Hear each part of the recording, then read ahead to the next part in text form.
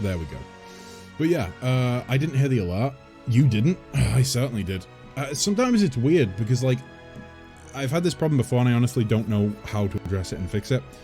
But I will hear... Did you hear that one? It could very well be that the audio routing makes it so that it comes to me, and if I have my game muted then you guys don't hear it. They might be routed to the same place, but if that's the case, unfortunately there's nothing I can do about that. That's probably it then. It's probably that they're just routed to the same bus, but I only have so many buses available for me to route audio to. Godfarrow, welcome to the stream. First time? It is indeed. I am a Pillars of Eternity pleb. Well, I mean, maybe not necessarily a pleb, but I'm pretty fresh. I'm pretty fresh. Are we technically still in Act 1, guys? Or are we now on Act 2? This is something that I lose track of. I think we're still on Act 1. You're playing on a bus? I am playing on a bus. My fellow bus traveling people, whatever you want to call them, are being very quiet so that we can stream. Very, very quiet. OMG, see-through Kessler looks funny on the snowy background. Should I make myself less ghost-like and more solid? Would that be a good idea, guys? If you're anything like me, then you'll fall in love with the series. Pharaoh, I have to say I already am. I think it's already happened. I think you know, my mother always said to me, don't fall in love too quick because you'll get hurt. I'm falling in love with the series already. I'm falling in love. The characters are very, very fun. The companions, that is. And I'm looking forward to doing Deadfire as well, because apparently there's a few changes between gameplay changes between the first game and Deadfire. And I'm looking forward to seeing what they've changed around, especially because some people have said the rules slightly change. But there's like full voice acting for Deadfire, isn't there? Right, so we left off here, didn't we? We just came out of... Oh boy. Spark. Good day, sir. You want a dad joke? Okay, I understand. Spark, you need to tell me, left page or right page? I'm going to flip to a random page, or a random set of pages. Now my camera is mirrored, so you can't see what this says, but I'll read it out for you. The Little Book of Shit Jokes. It's amazing. Right is right. Okay.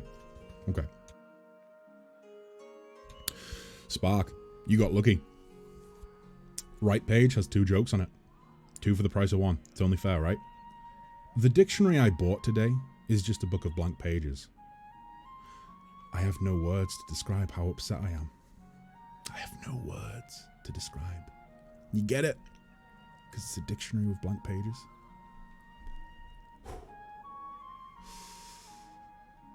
I can hear you all groaning from here. Wonderful. Now, the next one. What is green, fuzzy, has 4 legs, and would kill you if it jumped on you? What is green, fuzzy, has 4 legs, and would kill you if it jumped on you? This is a challenging one, guys. A pool table. Okay, we're done. We're done. I'm gonna head out. That's the right reaction, Pharaoh. That is the correct reaction. Let me see. We've achieved comedy. We certainly have. We certainly have. Why can't mods delete channel rewards? Because then it would be no fun, you know? You would get rid of all the fun stuff, wouldn't you? You'd replace it with, like, Kess has to drink a barrel of, I don't know, lighter fluid and then burp and set the belch on fire. You know, actually, that sounds kind of cool. We might do that at some point. To be honest, you're funnier than me already. Oh, God. Oh, no, don't say that. Don't insult yourself in such a way. Gals, pals, this is it. What's it? What's it, Spark? We have arrived at the peak? Peak funnies? Peak funnies? Don't let anyone know. Don't tell the rest of the internet, okay? This is a special moment for everyone in this stream right now. I don't want the rest of the internet showing up and trying to get in on our peak funnies, okay? It's not allowed. The Hermit of Hadrat House. Okay, so we've already spoken to Lady Webb, so I don't think we have anything new to tell her. Speak to the head warden of... This is the next one to do, I think. Yeah, we'll do The Man Who Waits, and then we'll go ahead and start heading over towards Dyrford. I believe we'll be a high enough level to actually succeed from there, or towards there.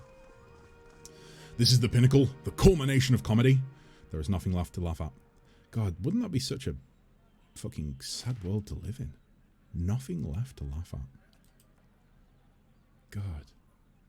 No longer able to laugh at somebody tripping down the stairs. Not a full flight of stairs, I will say that. Not a full flight of stairs, but when someone trips on like the final step of stairs and makes a little ooh noise as they sort of feel the feet go from out under them, I do chuckle. Okay, it's got to be said. I do chuckle. It all goes downhill from here. That's the right attitude, Spark. That's the way we need to think about things. Life is at its peak now, and everything is just going to go downhill from here. Okay. Bear with me. Uno momento, guys. Right. So. I think I might have turned the... oh, no, I didn't. Let's turn that up a little bit. I think I can do that, right, guys? I don't think it's going to be a problem. This won't come back to bite me. How many stairs is acceptable? I want to say bottom 2 steps is, like, acceptable. Further up than that, and it's getting risky. Anything past, like, 3 steps, realistically, is kind of like, oh, I really shouldn't laugh, because this person might be seriously hurt. Seeing Cereal and Ferial being chased by 9 crabs is funny as fuck. I'm sorry? You have mud crabs where you come from? 9 crabs? What, like little crabs? Are little crabs chasing them? God, how crabs? How big can crabs get? Because I don't like the crabs we have over here. That big. Not mud crabs. Oh, just little ones. Okay. Right. So I need to go. I think this is a sanitarium, isn't it? Yep. I need to go in here. She was wanting me to steal something. I haven't done the quest line for her purely because we're trying to be a good boy. We're trying to be a good boy. But we might do it at some point, you know, if I decide that I'm not a good boy and I'm a terrible person, I need to steal because I need to 100% the game. I also need to go ahead and maybe make myself not invisible, or invisible is the wrong word, transparent. Boop, boop, boop, boop, boop, boop, boop, boop, boop. So let me fix that right now before we go any further. Boop, boop, boop, boop, boop. Huzzah! Fully solid. Kessler is fully solid again. You know, not transparent anymore. Hello, voices. Good day, sir. The longest leg for a crab is 13 feet. Wait, what? 13 feet? That's like twice my height. Wait, actually, it's exactly twice my height. No, that can't be true. That can't be true. A crab that's leg is twice my height? No. No. Guess of the day, is your name Oliver? We're not playing this game. This game ends now. You don't want to steal? I don't want to steal. No, I'm trying to be a good boy, like I say. Japanese spider crabs? Really? Japanese spider crab is a large catch for any fisherman with a leg span of... Oh, leg span. Right, so both legs combined, that would mean. That's not one leg. That's both, like, it's like if you look at the wingspan of a bird, that's addressing both wings. Yeah, no, I was gonna say, like a 13-foot leg is ridiculous, but maybe like still one leg, as long as I am tall, is still kind of ridiculous, but geez, it's more believable at least. Yeah, I agree, Spark. I'm fairly certain that leg span does mean 2 legs. Oh no, that's just another Baka, I believe. Kind of cool that they added all of these people in, you know, from the Kickstarter.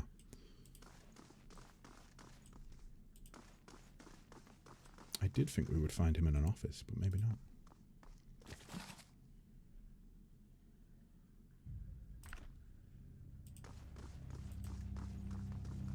Oh.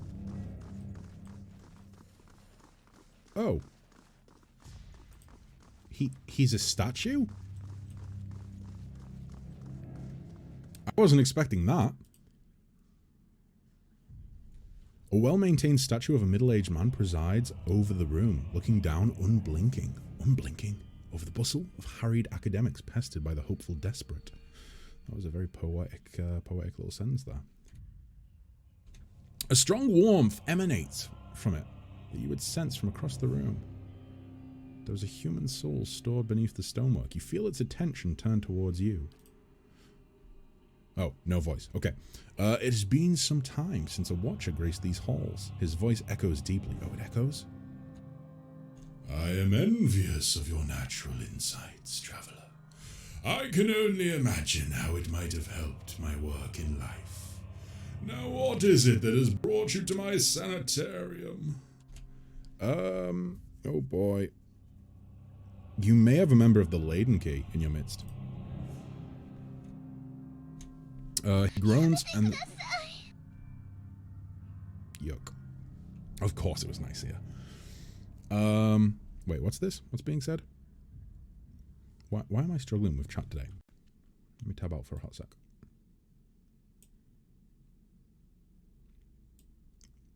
I think it's just because my box is a little bit small. Holy shit. It's just going to be non-stop for the next 10 minutes, isn't it?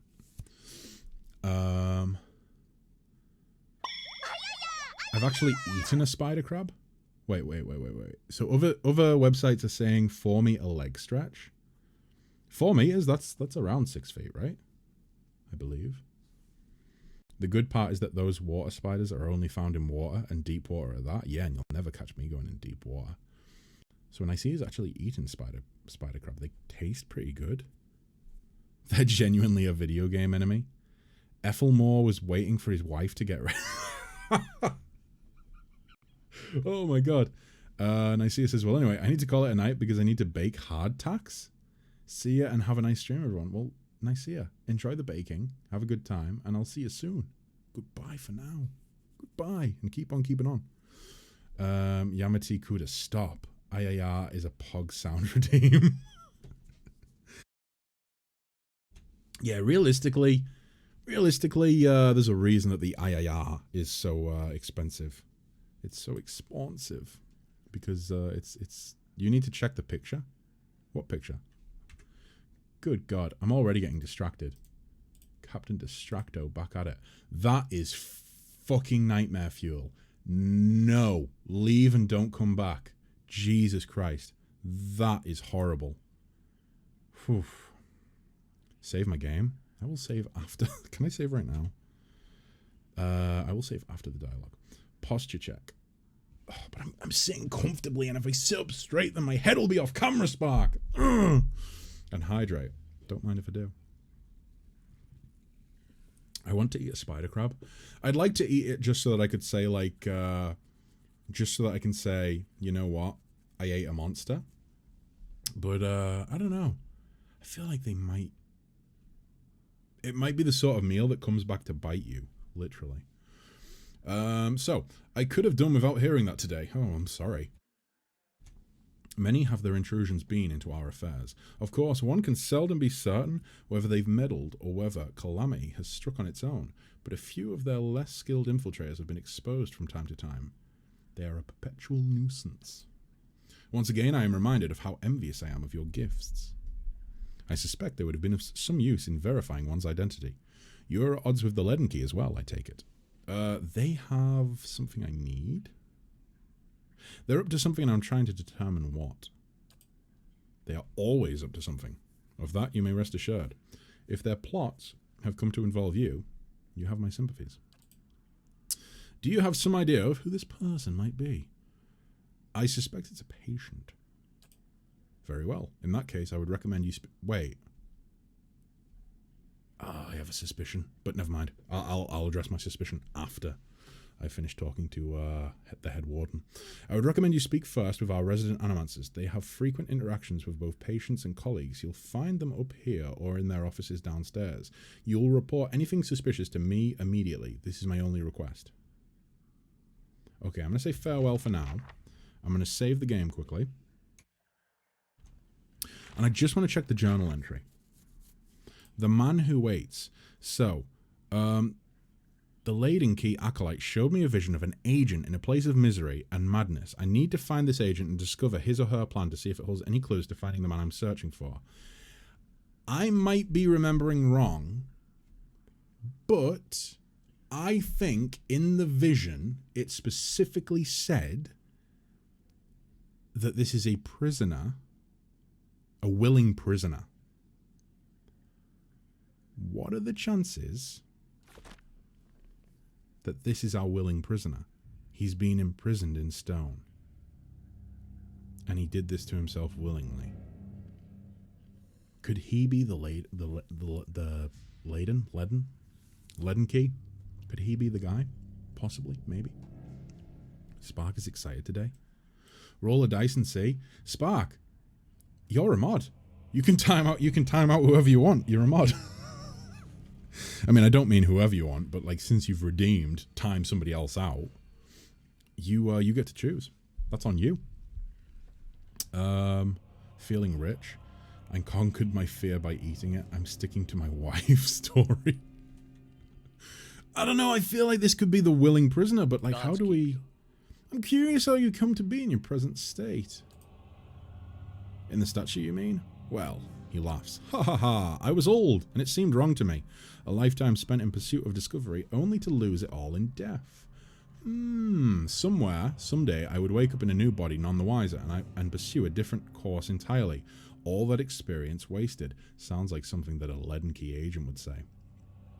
If we are ever to unearth the principles behind our existence, it will be in spite of our condition. Of that I am quite sure. He is definitely I am like 99% certain that this is the guy. To live on as part of something I helped build seemed to me a better legacy than what nature had in store. The transfer itself was quite simple as our techniques go. And for that I am grateful. Playing with souls is far easier to accept when they are not your own. I do miss being able to take an active role in scholarly efforts here. Now and again, one of our animancers will humour me and consult over some problem, but they are a jealous breed and are too often afraid to collaborate. If you are considering it yourself, I can tell you that it isn't for the easily bored. Okay.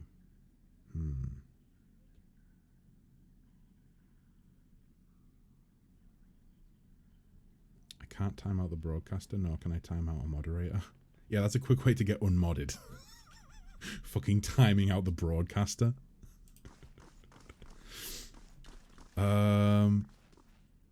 Is this the guy we need to talk to?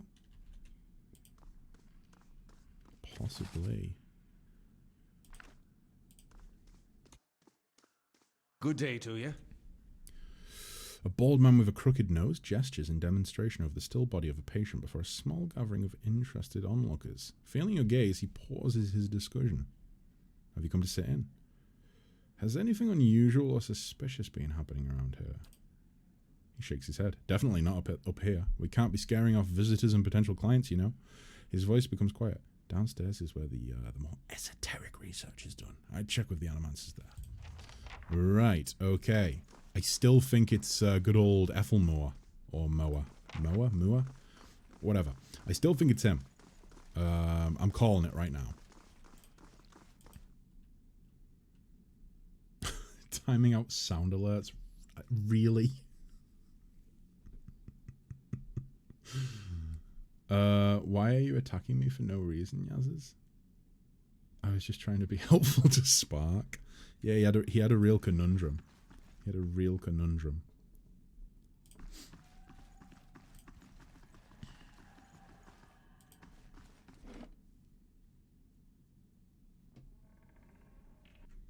Please do keep in mind that the automatic timeout thing is for 10 minutes and it should only be for 1 minute, guys. Oh, jeez.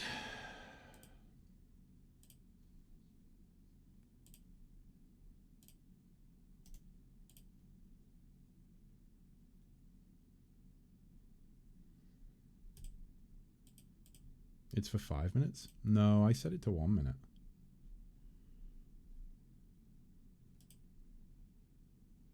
Or at least it's supposed to be 1 minute. It automatically goes to 10 minutes though, 600 seconds.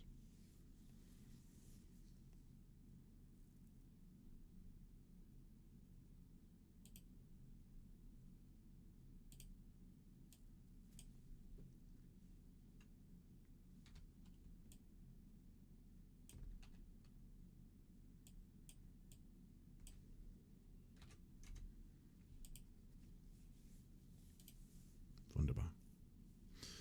The description of the redeem says 5 minutes. It should only say 1 minute. I will change that right now. Although last time someone redeemed it, they said it didn't say how long it was for. Let's take a little looky-see. You know what? I'll be generous. Let's say 2 minutes. Boom. There we go. Spark, you need to chill the fuck out, man.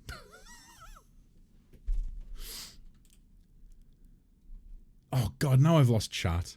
Fucking hell. I'm going to refresh. Bear with me, guys.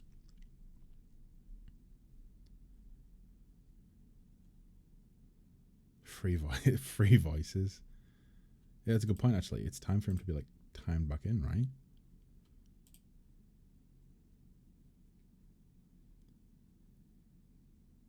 Actually, no, he's not timed out. Never mind. For the record, the timeout was for 10 minutes, but was ended early. Yeah, no, that it's kind of the way that it has to be done because it automatically is for 10 minutes, so people kind of just have to, like, time them back in, or time folks back in.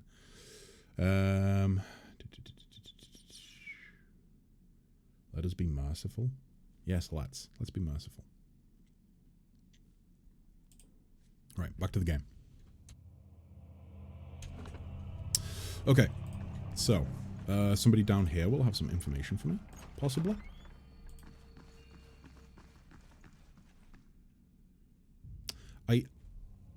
I'm not gonna lie, I saw that name and I really did think it said ballsack. I can't unsee it. I can't unsee it. You can amend it if you go into the mod view. Could oh, fucking hell. If I go into the mod view, right, that means I have to open up like my actual stream though. Let me do that. I feel like this is quickly turning into Kessler does anything but plays the actual game. There we go. Sir Bell of End. I like that. Where the fudge is it at? I do not see it.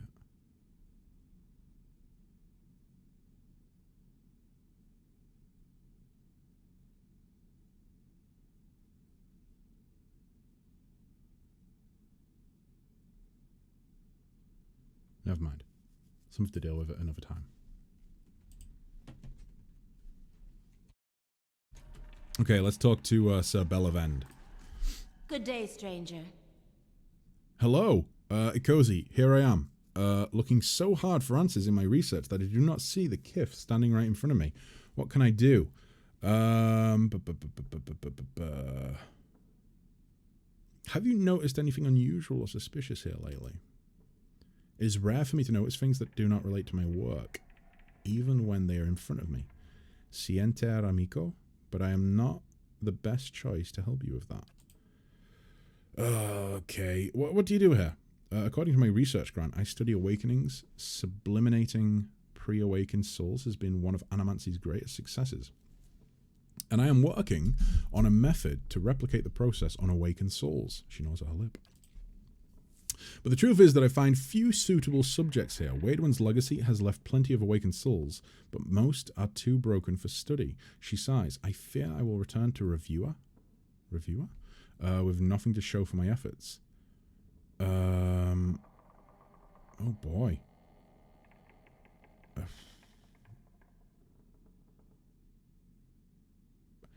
Do I sign my... I suppose I do sign myself up for this, right? What's this? That's what you see in mod view? Ah. doesn't quite look like that. Mine looks a little bit more busy, to say the least. Right, okay, I'm awakened. I've been recalling flashes of a past life. Most interesting, but not the kind of awakening I can study, I'm afraid. I need someone whose awakened soul can be triggered with predictable stimuli. Souls such as these tend to manifest as alternate personas in the host. That sounds like Alof. But then again, maybe not. He's just possessed, right? As far as I'm aware. I'm looking for an expert on awakenings. That would be me, though the lack of research subjects has made me more of an expert in counting floorboards. I would like to transfer Anomancy success in buttressing pre-awakened souls to soothing those whose souls have already awakened, but I need subjects, and most of the patients here are too broken. Yeah, okay. So you're in luck. I have a volunteer. She springs to the balls of her feet, beaming. Galade, who is it? Oh, it is Alof. He's frowning. I don't know about this. She grins more broadly still. Don't be silly. The process is perfectly harmless. All you must do is stand in that cage. Oh, jeez. When did somebody ever say all you need to do is stand in that cage and it ended well? You know? I feel like that's not how it goes usually. I beg your pardon? I jest. You Adirans are so uptight. I do not even know what the thing is used for. It belonged to the last occupant of this office, I think. Now they upgrade him to a cell. Again, I jest. Boy, oh boy. So I need you to sit here. She takes Alof by the shoulders and steers him to the couch and try to relax. But don't try too hard. Then you will not be relaxing. Indeed. His eyes are humorless. And you must also wear these. A little cold, but the copper will also help conduct your essence.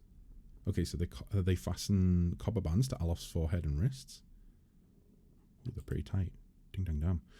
Now, I will examine your soul through my scope. It is fitted with Ardra lenses cut to different thicknesses and concavities. By manipulating them, I find the angles and densities that will allow me to track the anomalies in your soul. How exciting! I've never seen this sort of thing performed. Kanar peers at the device with interest. It seems suitably complicated. That's one word for it. Does this mean we'll get to talk to Isilmir more? I like that lady. Matt Mercer has the hot. Matt Mercer as Adair has the hots for Matt Mercer as Alof, but not Matt Mercer as Alof, but Matt Mercer as Isilmir. It's a real Matt Mercer. It's a Mattception, okay? There's a fly buzzing around. Anyway, but first we must find this cunning interloper. You will answer some personal questions while I make adjustments. And personal questions? Those are my favourite. Sagani pats his arm. Don't worry, I'm sure we won't hear any of it. Very well. She holds the scope to her eye and flicks a knob. To begin, tell me something personal, something from a time before your awakening. There's nothing to tell. I was just a normal child living in the Seawood. He looks to you. His face is set in a frown, but the rigid edges of apprehension show through nevertheless. Oh boy. Do we really want to go into his daddy issues? Or can we just ask him, like, about home?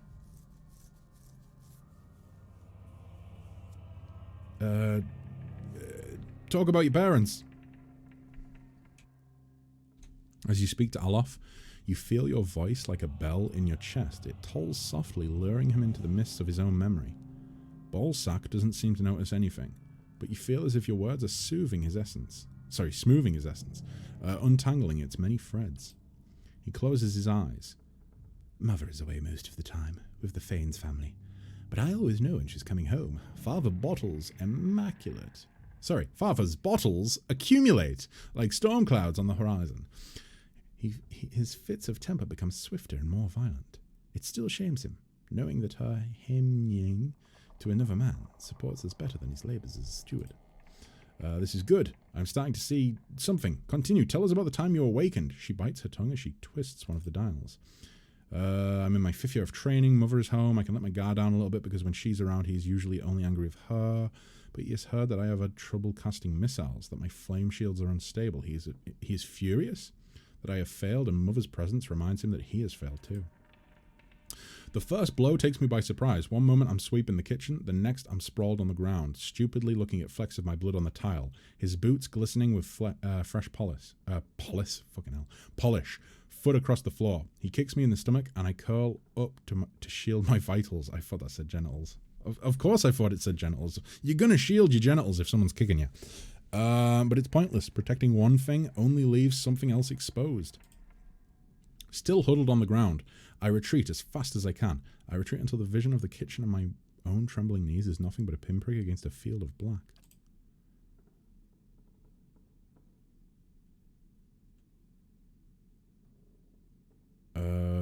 Madicio.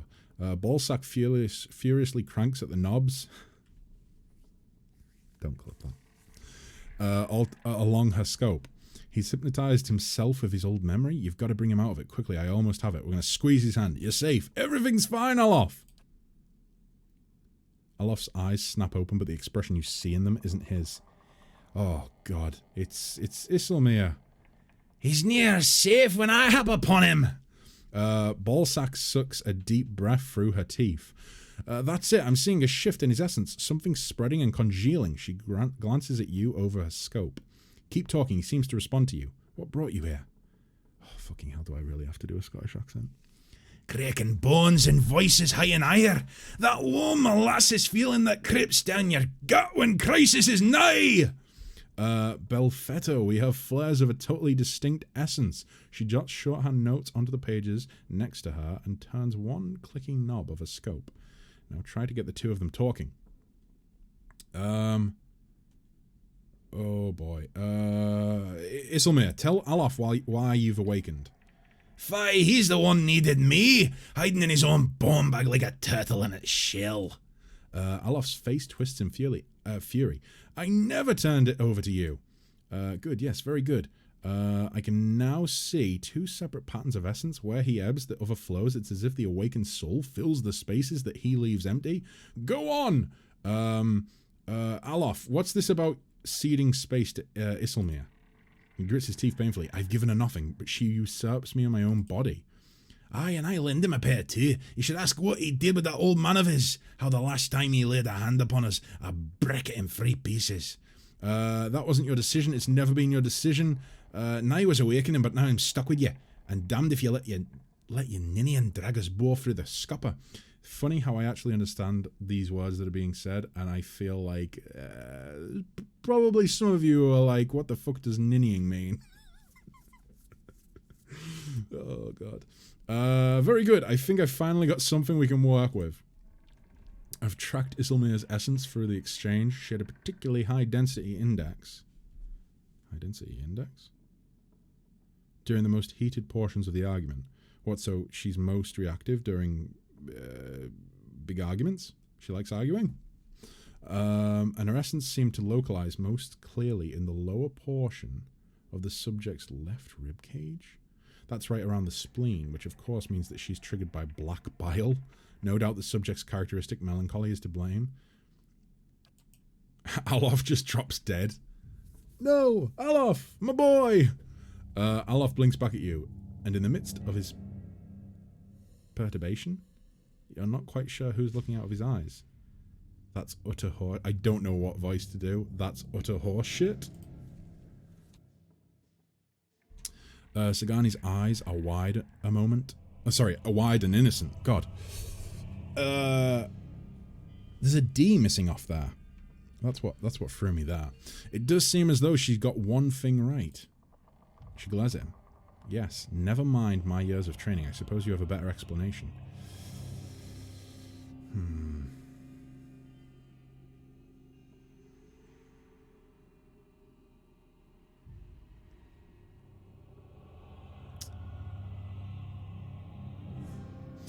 Isilmir manifests when Alof is in danger or under pressure. Ding ding ding ding ding ding. No, I'm not playing that. I suppose that could be true. I'll just have to check this against other research. He removed the copper bands. Well, and good for you. What does that mean for me?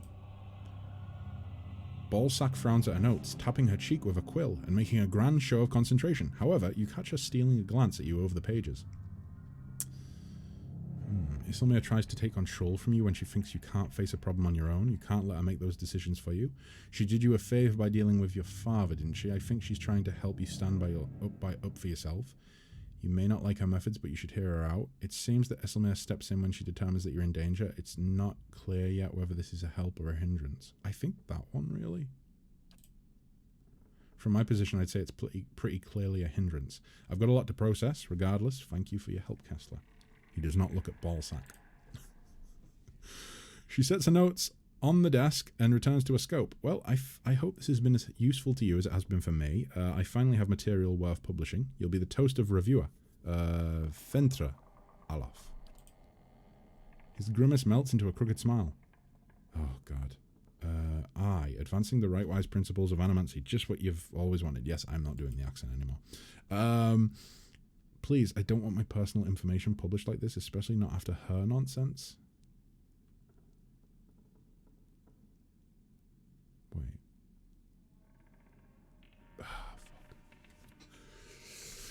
Oh, fuck.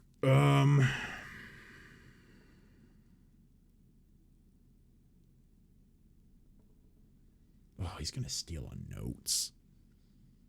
She's just being a good nerd. She's doing her research. Please, I don't want my personal information published like this, especially not after her nonsense. Did he formally agree? No, I kind of pushed him into it in a way, so I'm going to go ahead and say, fair enough, but do it quietly. He hides the papers in his cloak. Not to worry. We'll see to this on our own. Boy oh boy. That's utter horseshit. Sounds so British to me. I mean, horseshit, yeah, I mean, dog shit is bad. Wait, dog shit is bad. Horseshit is just like... I don't think horseshit's like unbelievable. Or unfair, should I say. Horseshit's unfair. If something's dog shit, it's bad. If it's bullshit, then it's a lie. If you're batshit, then you're crazy. God, we like to use animal shit in our language a lot. Modred. An animancer scribbles feverishly on a parchment scroll while his free hand dances through the air, counting off unseen objects. His lips move in silent discourse. As your shadow falls over his scroll, he looks up at you with a mingled perplexity and irritation. How do you do? Can I help you? He forces a polite smile. Has anything unusual been happening around here? You must be joking. This is the sanatorium. Nothing is usual down here. We all float down here. Although, now that I think of it, the patients seem more agitated lately, but they're Caedmon Atzo's responsibility, not mine. Then, if there's nothing else, what are you working on? My area of focus is wicks, or whites, I think it should be pronounced. More specifically, how to cure them. So what's a white? Let's get the scientist's opinion. A hollowborn who received a transplanted animal soul during infancy. One of Animancy's early efforts to cure the legacy, if not a successful one. He removes his spectacles and wipes his brow. They show signs of developmental abnormalities throughout their childhood, but when they reach adolescence they become aggressive, feral, but still victims in need of care. Why do you study them? What kind of question is that? Just think of all the families that could be healed, the lives that could be restored. What could be more important? Animancy has an answer here. I know it. It's simply a matter of working out. It sounds like he has personal experience with it. I'm looking for an expert on awakenings. Yeah, we've already sort of dealt with that, haven't we? Then be quick about it and don't touch anything. This sanitarium has a lax visitor policy, but I don't. Okay. Oh. We can take what's in the chest. Oh. In a corner of Modred's lab rests a large weathered trunk. It seems likely to contain something important, if only by virtue of its size. Examine the trunk more closely. Nothing grabs your attention except for the large padlock on the front. Whatever this animancer keeps in there, he does not want anyone else to have or see. Open the trunk. A heavy lock holds the trunk shut. It's too sturdy to break, and the mechanism looks too complicated to pick. A likely story. You'll need to find the key. Okay. That's not a key. Yikes. Okay. Unexpected results. The canine host was listless and unresponsive, but it was determined that this was simply the implanted feline soul. Yarn resulted in vigorous stimulation. Okay. Is there anything in this corner of the room? Nope, doesn't look like it. So he doesn't have the key, or maybe he does have the key and it's... Can I talk to him again and see if... Hail, traveler. Nope, never mind. Just looking around. Right. So the key's not in there. Oh, this door's open. Why is this door open? Ripley? I'll give it a try, at least. As requested. Oh. The Pale Lady? Patient record? Batixa? The Pale Lady?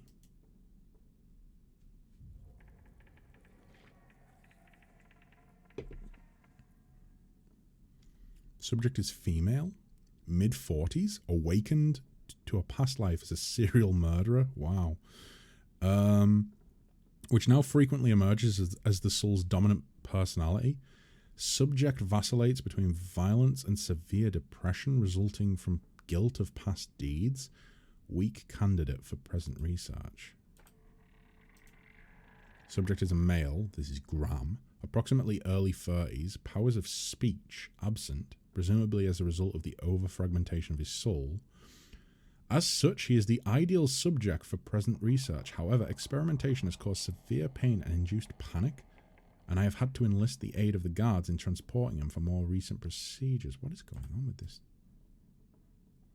Ripley. Subject is male, mid-20s. This is Idleman, the Midnight Man. Displays acute dissociation, and paranoid delusional tendencies, causing anger and extreme violence. Dangers of working with the subject preclude possibility of further use in present research.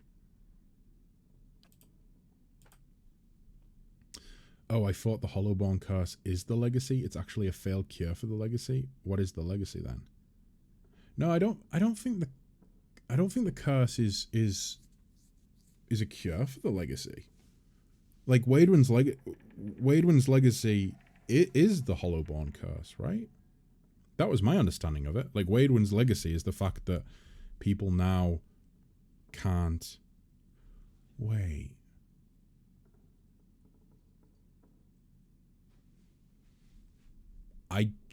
That just kind of made me come to a conclusion. Waidwin was killed on the bridge. And then the Hollowborn curse came into effect, and everybody thinks that it's like punishment by Aethys or something like that, or whatever, punishment from the gods. What if the Hollowborn curse was actually a way of preventing Aethys from going back to the wheel and being reincarnated? Could I be onto something there? I thought she said Animancers transplanted animal souls into people to try and cure the legacy, unless I read it totally wrong. Yeah, so they tried to transplant animal souls into people to try and cure the Hollowborn, which is the legacy. As a result of the legacy, that's why Hollowborn exist. But I'm not too... I mean, could it be the case that some entity didn't appreciate the idea of Aethys being able to just reincarnate into another body, and so they created the Hollowborn curse to prevent that from happening? And the sort of sad side effects of that are that everybody has the same problem, not just Aethys. Uskgrim. Subject is a male, approximately 17 years of age, admitted for episodes of catatonia, followed by occasional violent outbursts. Initial analysis of soul revealed severe fragmentation and essence deficiency. Said deficiency all but eliminates the possibility of utilizing the subject in present research. What the fuck? Hail, traveler. Oh my, you startled me. Are you supposed to be in here? So this is a young Orlan woman. She traces her fingers along the spines of books in front of her. She doesn't notice us. What do you do here? I mostly help Master Atzo, Master Azo set up and clean his equipment. I also keep his office organized since he's too busy to do it for himself. Right. Well, farewell. What's on this shelf? Note from Azo. Or Azo? Ripley. I require more copper tubing for my next experiment. Do not requisition it from the sanitarium stores. I don't have the time to deal with the head warden's inevitable questions. I feel like it could still be the head warden, sorry. Ooh, so the animal souls didn't cause Hollowborn, they just made them aggressive. Well, the animal souls made any Hollowborn that were treated with animal souls, that made them feral at adulthood, yeah. But it wasn't done to like all Hollowborn, it's just, you know, it was tried out for a while, and then obviously they stopped doing it. And there's still a few people that I think they've tried it on. You're close, but still far. You should note your theories down and see if your predictions / guesses come true. That's a good point, actually. Let me make a note of that right now. So, what did I predict? It was that some entity is using the Hollowborn curse.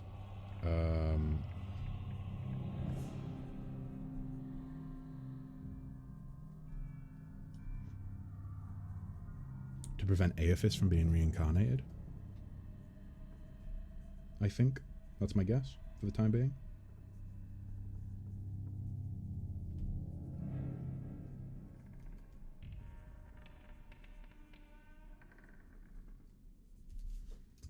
I mean, it could be other gods as well. That's another possibility.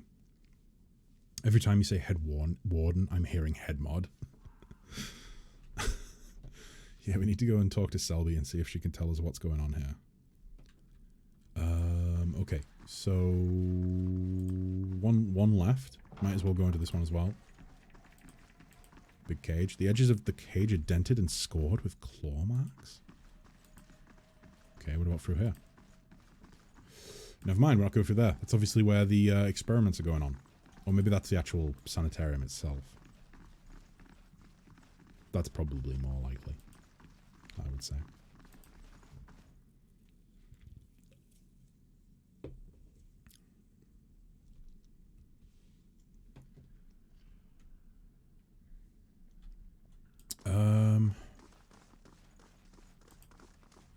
Right, back to the head warden then.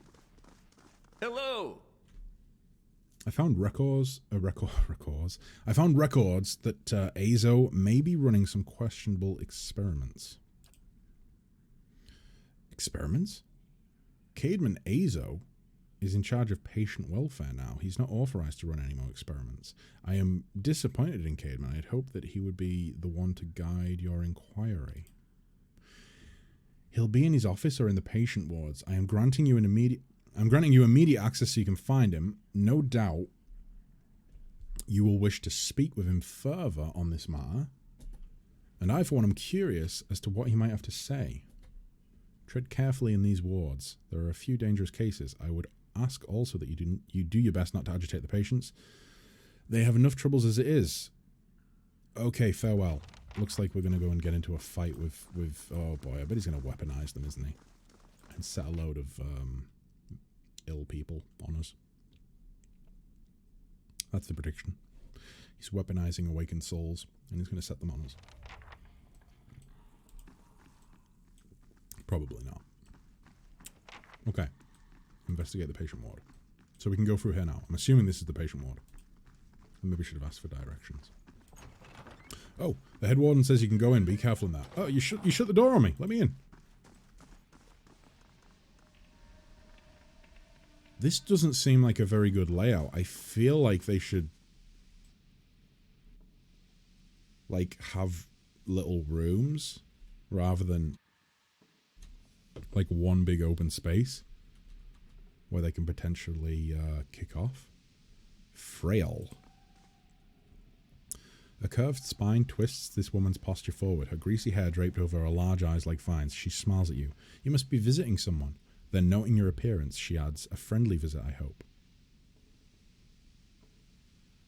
Why are you in here? Let's ask her. Let's ask her why she's in here first. Behind her hair, her cheeks flush. I don't want to say you'll think less of me.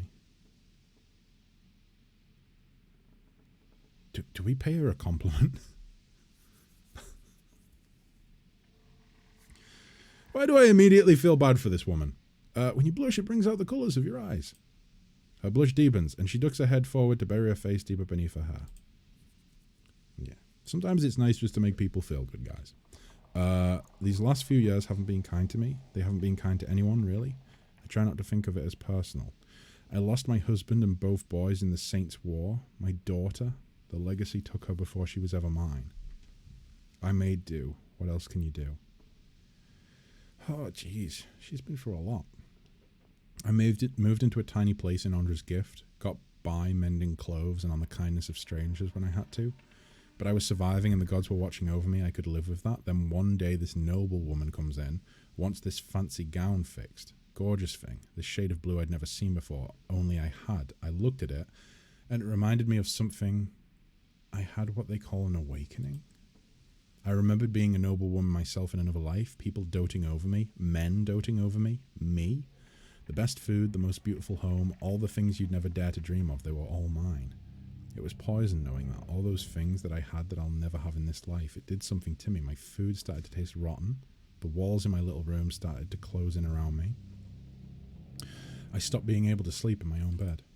So I came here. It was that or break into an estate and start ordering servants around. It seemed like such a silly thing to worry about.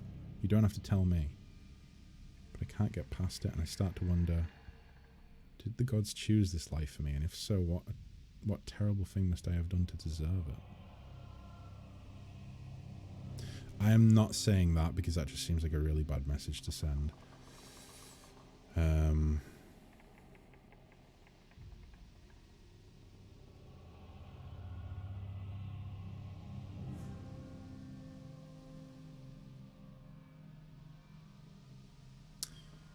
Nobody deserves to go through what you've been through. I hope not. I can't even imagine the monster who deserves what half the patients here go through every day. Have any of the patients been acting unusually? Well, there's Batixa who relives a murder she committed more than 5 lifetimes ago. Idleman, who they say only has half a soul, and who was found collecting the faces of others because he believed his own to be a false one. Graham, he speaks in a language no one understands and wails at night sometimes. Different from their normal behaviour, I mean. Well, yes, I suppose, but nothing they didn't volunteer for. Master Azo let us know that a number of patients in the North Ward had volunteered for a new therapy that would be escorted to his lab to receive treatment. The North Ward has our most troubled cases, and I'm glad some of them have chosen to get help. It seems to me it's gotten quieter over here since it started. It's Graham I see them talking to the most. He struggles, but he always was a bit of a wild one. Would I be able to visit the North Ward? They like to keep them separate. I don't know that I've ever seen the guards allow a visitor, just Master Azo. You might ask him. He's very sympathetic. What do you know about this Animancer, Azo? I like him very much. Many Animancers could care less about the patients, look at us like vermin for their experiments. But Master Azo treats us like humans, even the very sick. You can tell he does this to help people. What if we are being led towards thinking Azo is in the wrong, but in reality, it's the head warden that's in the wrong? Like, he's the bad guy and he's like, I don't know, planting evidence to make Azo look like the bad dude. He helped me understand a great deal about myself, and I know he's done the same for others. It's too bad what they did to him. He hides it well, but I know he's still affected by it. What happened to Azo? Her eyes dart back and forth, and her voice lowers to just above a whisper. They don't like to talk about it, but there was an accident. He was said to be one of the brightest in Dyrford. That was his reputation here, sorry. And that was what brought me to seek treatment. People say it was his ego that drove him to try and solve the legacy, but that's hogwash. Even if he was a bit of a showman, he loves his homeland. He thought he could help. He wasn't one to speak of his work. Suspected his colleagues might have tried to steal it, but he told me once that he figured a way to create a soul. Not a soul exactly, mind you. How did he put it? A proxy, I think he called it. Had some machine that drew energy out of the very ether. Can you imagine? The point is, it was going to help with the legacy. It was going to make a Hollowborn into something easier to love and care for. Gods know that's something we need. Do you know what they call those empty little babies in Andra's gift? No, tell me. They call them boys, or buoys. Because so many of them are found... Oh, Jesus Christ. So many of them are found floating face down in the water. These are mad times. Anyway, Master Azo had scheduled a public demonstration of his work in Copper Lane. He was so excited. And then the next day he was locked in his office turning away visitors, I heard. And he'd stopped seeing patients. I don't know exactly what happened and I don't have the heart to ask him. But I'm glad they're letting him treat people again. Do you know where I might find him? I think I've seen him around today. Have you checked the lab? It shares a wall with his office. He's been spending most of his time there lately.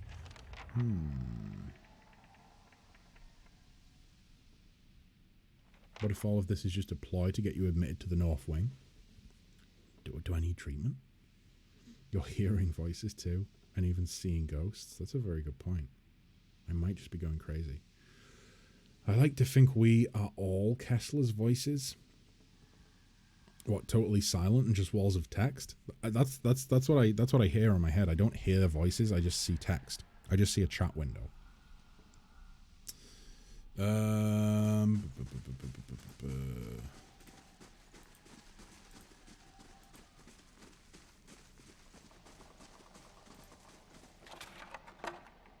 Ooh, that shouldn't be in here.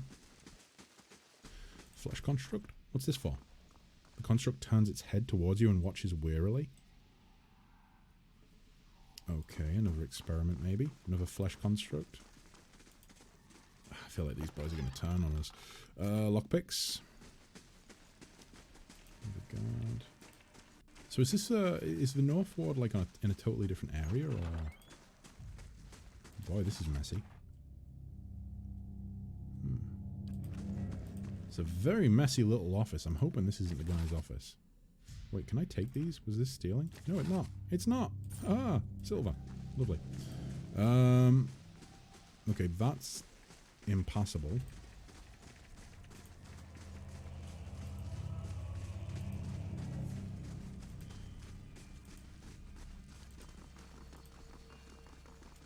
Let's just go the full way around before we try and go for that top one.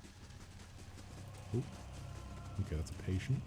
Is this another? Yep, that's another little cell.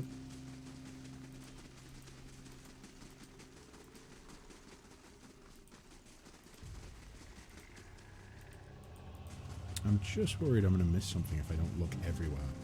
Flesh constructs are for entertainment only. Ooh. Yuck.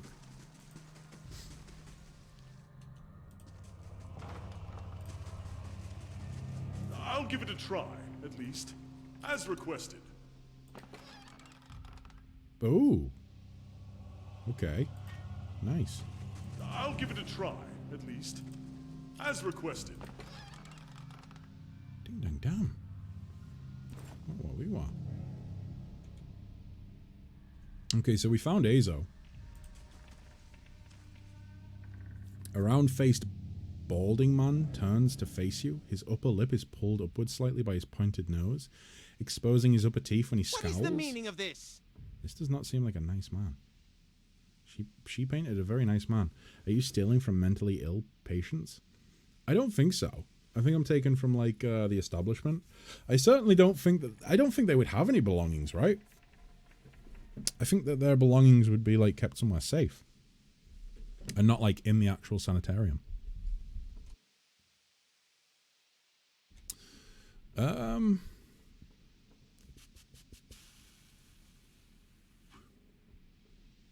I heard you were demoted. How did that happen? That's none of your concern. Did one of the others put you up to this? Audma, that smug weasel? Things went wrong. Everything. I don't know how. I'll never know.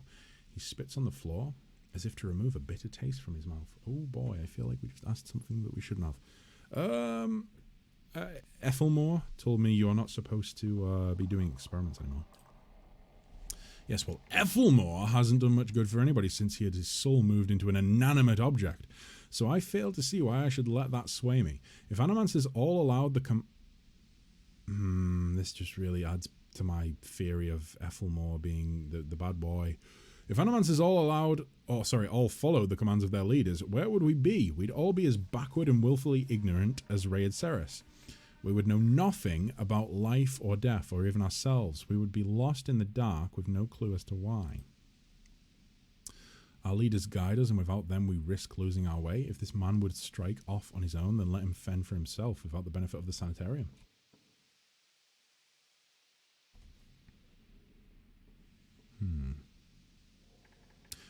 Surely there are other paths that don't involve risking lives.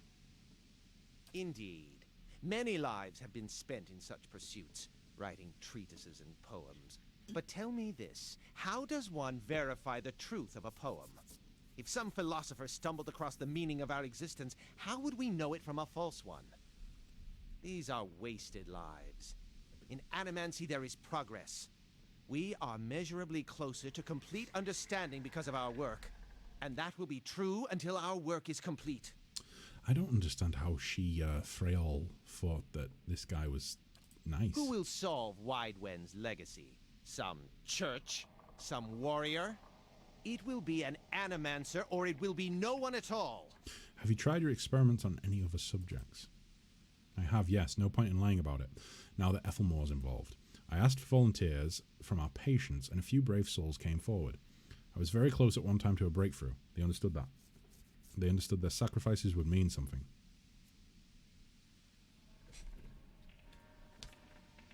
God damn it. That's a very tricksy little fly. Do you know the IRL equivalent of Hollowborn? I don't think there is one. I don't think there is one. I don't think we have like a medical... well... Yeah, no, like, I mean, to speak literally, no, there is not one. Because obviously, Hollowborn is lack of a soul, and we don't medically acknowledge the soul, do we? Yes, there is. It's Ginger. Wow.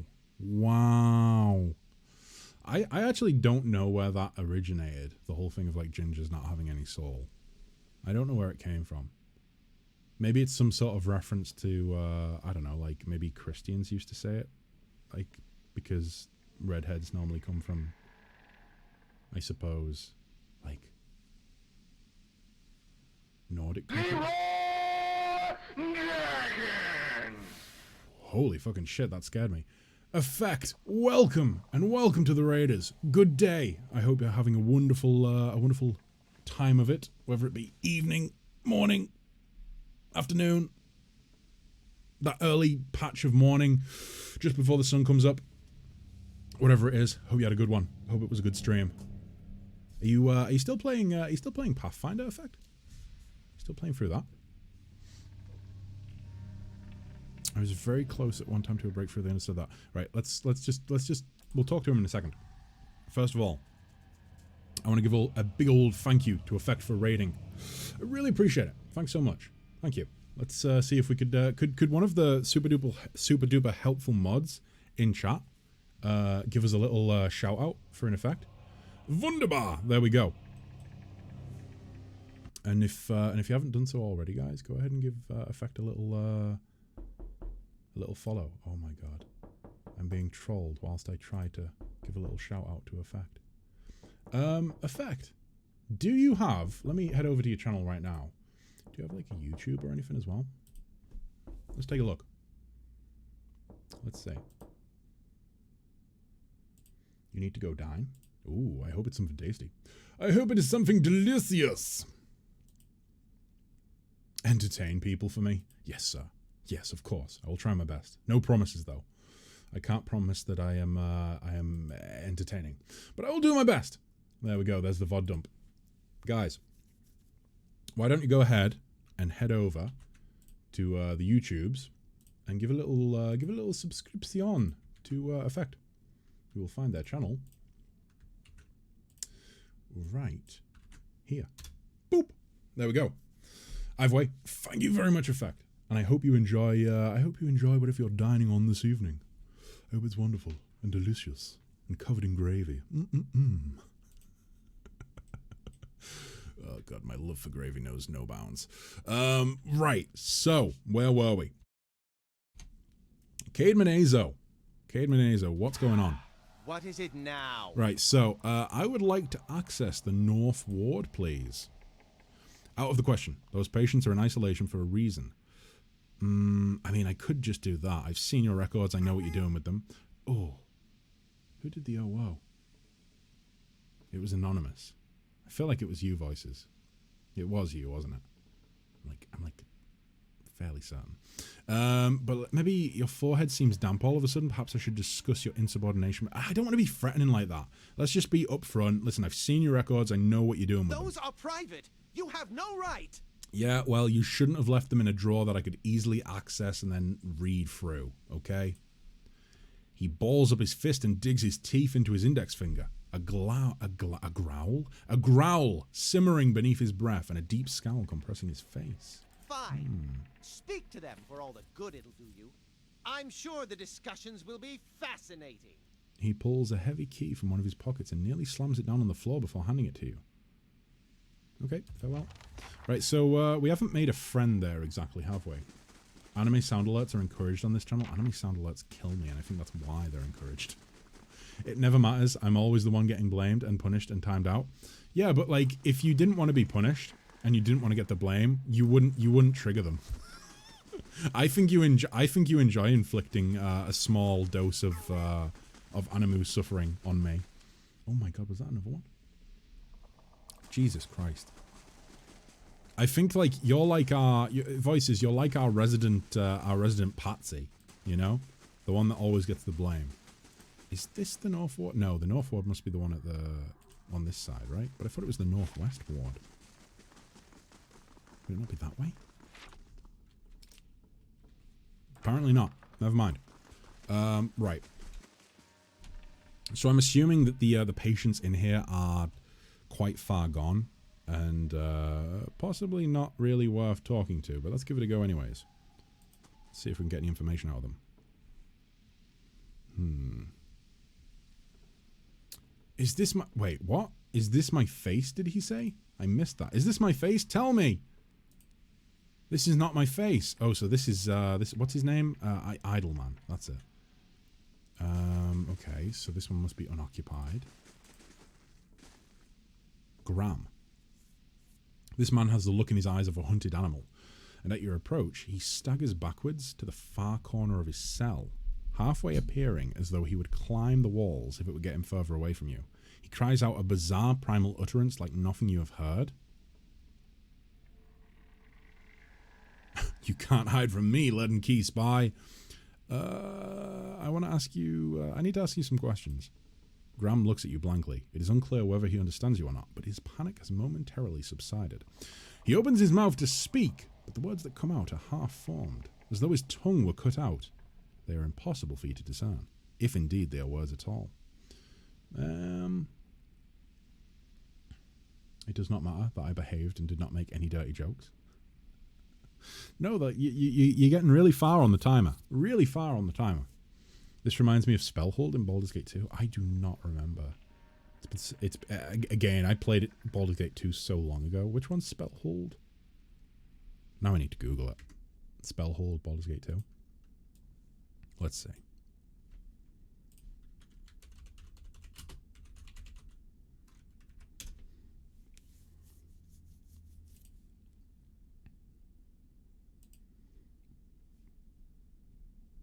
I don't know if I do remember Spellhold. I'm fairly certain I played through the second game, though. Or if I didn't play them, I definitely sat with someone whilst they played them. The second one, that is. The first one, I'm like 99% certain that I did complete at some point. All of the stone statue encounter was really tempting. Stone statue? Oh, what? Ethelmore? This game is so depressing. I know. It really is. The place where they keep insane... Oh! Okay. Now that makes sense. We need to play Stardew Valley or some shit after this, but Selby, you hate Stardew Valley. He opens his mouth to speak, but the words that come out are half-formed, as though his tongue were cut out. They are impossible for you to discern, if indeed they are words at all. I don't think he can speak, says Kanar, anymore. Not in words, at least. This is monstrous. You're afraid. Do certain visitors make you afraid? He looks at you with uncertainty. Slowly, tentatively, he steps closer to the front of his cell, and as he does so, For the first time, you can perceive his soul within your ken. It is misshapen, as though maimed by some jagged instrument, and large expanses of it have been gouged out entirely. You feel no barriers of resistance. If you wanted to, you could look further into Graham's soul. Let's do it. Peer into Graham's soul.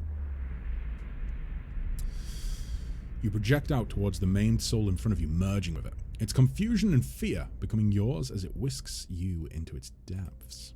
You're in your cell. A key turns. The door creaks open on neglected hinges. Thoughts come to you in waves, incomplete, broken, fearful. Standing at the door is a rotund, balding man. This is clearly supposed to be Azo. His upper teeth and pointy nose remind you of a rat. He beckons, apologetic. You don't want to go. Anything else? In your mind is a single word, and the word is no, but it dissolves before it reaches your lips. You press against the back wall, cornered, you cry out. In darkness, you fight against unseen restraints. You cannot move your arms or legs. The man walks into the room carrying a lit candle, its meager flame casting long shadows across books and machinery. This place is fucking horrible. This is really horrible. Straps bind your arms and legs. Cold metal circumscribes the crown of your head and the breadth of your chest. Jesus Christ, these people are supposed to be getting, like, cared for. The man is sorry. He's in need of raw materials. They dismantled his work and he needs another source. He needs to show them he was right. He thanks you. Did he take half of this guy's soul? Then he turns a knob and you feel yourself begin to crack from within. And you can feel the pieces of you torn away. Like having your insides chewed by a horde of rats. And you're screaming a scream you can barely hear. Continue searching. Another night. Heavy footsteps outside your door, coming for you. You look through a slit in your door. The flesh giant, the artificial being just outside, but facing left, facing the end of the hall. The boy there. The boy looks with interest at the giant, then collapses to the floor like a shed snakeskin.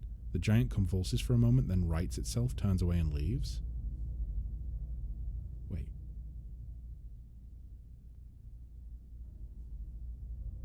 Was the boy's soul put into the...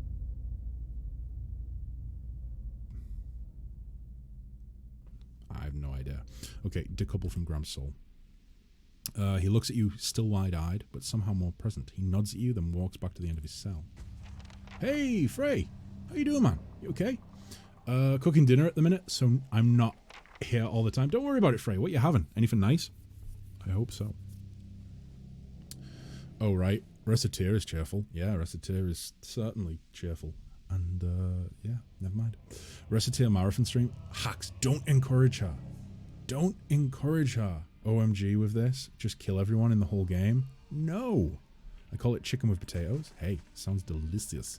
What are you having with it? Like any sauce or anything? Or just like chicken and potatoes on its own?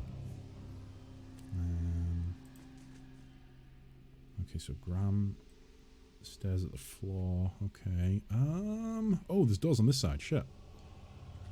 None of them can be interacted with. Never mind. No sauce. Trying to eat low fat. This isn't the treatment that they were promised upstairs by the cushioned seats and lush carpets. Is that the cure for soul sickness? To be thrown into a cell and subjected to the whims of your captor?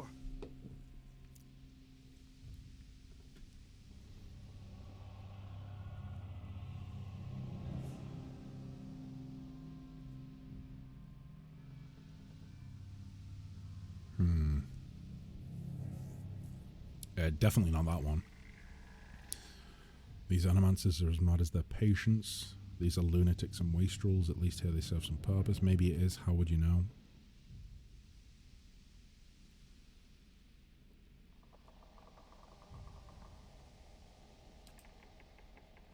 But if all were treated like this, the sanitarium would never survive. What did these patients do to warrant such conditions?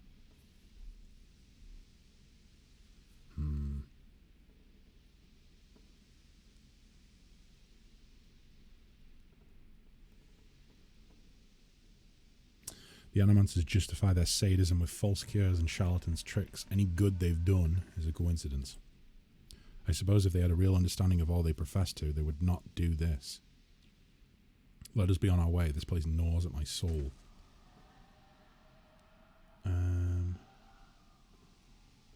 Why not a Bard's Tale? That's really funny and cheerful. I actually think I own a Bard's Tale. I've never played it. I don't know why it never sucked me in. I think I got it in a bundle or something, and I never felt pulled in. Low fat equals low fun. Yeah, I'm trying to eat better at the minute. Getting back in shape. Back onto a somewhat of a workout routine. I mean, I say somewhat, like every other day at the minute. For the time being. Oh boy. I squashed a pre-stream workout in, and honestly, I'm regretting it because Jesus Christ, I am aching. Fucking arms are aching so bad. Canard, don't be so dramatic. Sheesh.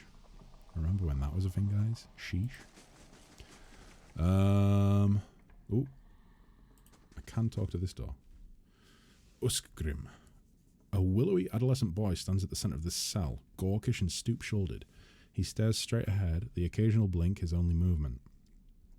And it is unclear whether he registers your presence at all behind his glassy, doll-like eyes.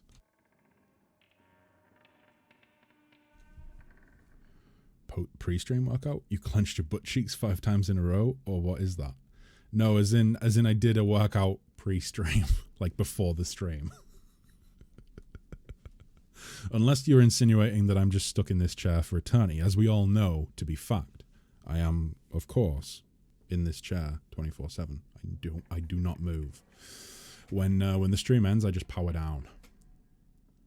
I have Bard's Tale director's cut, and the songs are just outrageous. Like, outrageously good. It's not the kind of game praised for innovative mechanics or story or anything. It's a parody. Yeah, that's the gist. Like, that's sort of like the gist that I got from it. That it was like kind of like it was like kind of I mean, like you say, a parody. Like, it kind of takes the piss out of fantasy tropes or like adventuring tropes. Was it a bicep workout? It was. It was biceps, wrist, and some cardio in there as well. Half an hour of cardio, and then half an hour of weights. Like I say, a bit of a quick one. But Jesus Christ. At the minute, I'm trying to do a bit of a challenge that I've set for myself. Which is like a few friends have done it in the past. But the aim is to try and put an inch on my biceps by the end of within a month, like within 30 days. So it's like 100 curls every day, and then obviously every other day I do a normal workout anyways. But Jesus Christ, after the first day, which was like roughly a week ago now, after the first day, I was honestly just thinking, oh my God, how am I going to do this? How am I going to like be able to do this every day? But honestly, the next morning waking up, absolutely fine. Absolutely fine. It was pretty bad to start with, but then I don't know, after a day felt okay. Like, still achy obviously, but it wasn't as bad as I thought I was going to feel. I thought I was really going to be feeling it. Cuz boy oh boy, that medication I've been on for quite a while now, it's really done a number. Like muscle atrophy, that sort of thing. It's not good at all. But yeah, it's fun though. I do enjoy kind of sticking to like a route. Like, that's kind of why I used to love working out, because it's another part of your routine, and I like having like I like having a schedule that I stick to. I feel like it helps in body and soul. You know, that sounded pretty hippie of me, but either way, yeah, like it helps you mentally, but it also helps you physically. And so yeah, we're gonna stick to it. The aim is to try and get an inch on biceps within the next like 30 days or so. Well, within the month.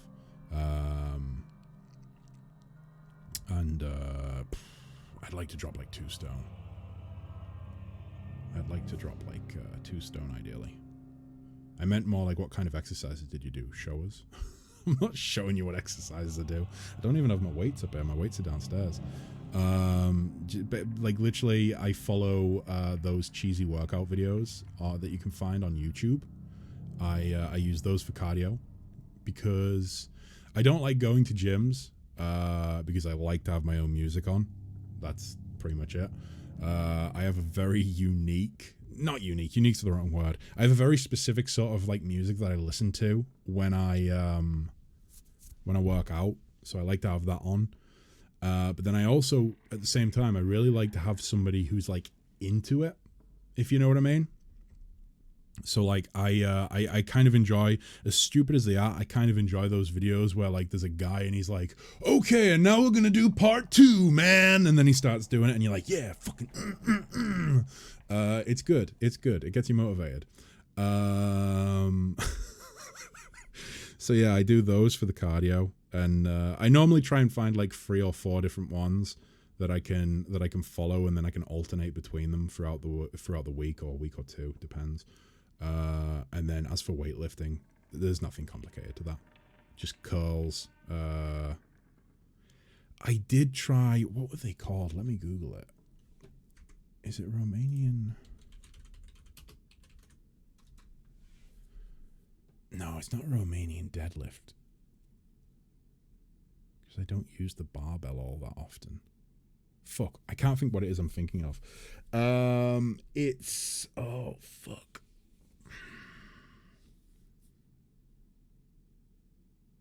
I can't think what they're called.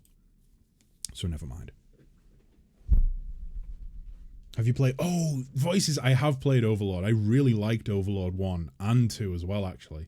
I liked both of them. I thought they were really good.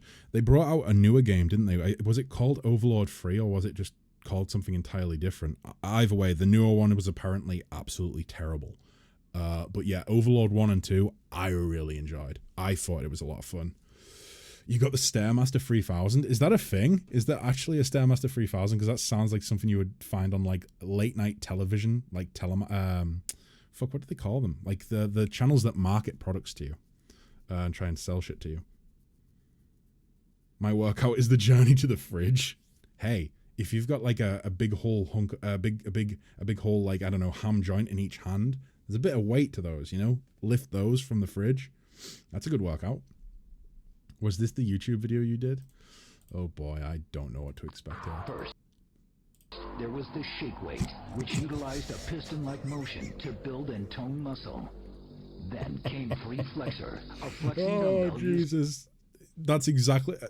Frey, I am really taken back by how quickly you found my workout video. That's absolutely crazy. That's ridiculous, mate. Ridiculous. Right, where was I? So, yeah, so he's in the center of the room. He basically doesn't look like he exists. In this state, the barriers between your soul and his are thin and porous, easily bypassed should you wish it. Let's reach out to his soul. I just know you better than you think. Yeah, apparently I don't know myself as well as well as most people on here know me. Do you have this version of weights? Oh no. Oh dear, oh dear. Let's see what this is.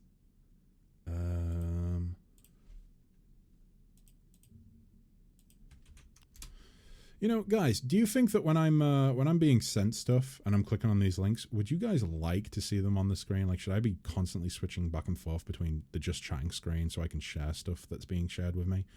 Or are you happy enough for me to just kind of look at them on my own, have my reaction to them, and then go back to the game? So I do wonder about that. What the fuck is this? Over the hill exerciser? How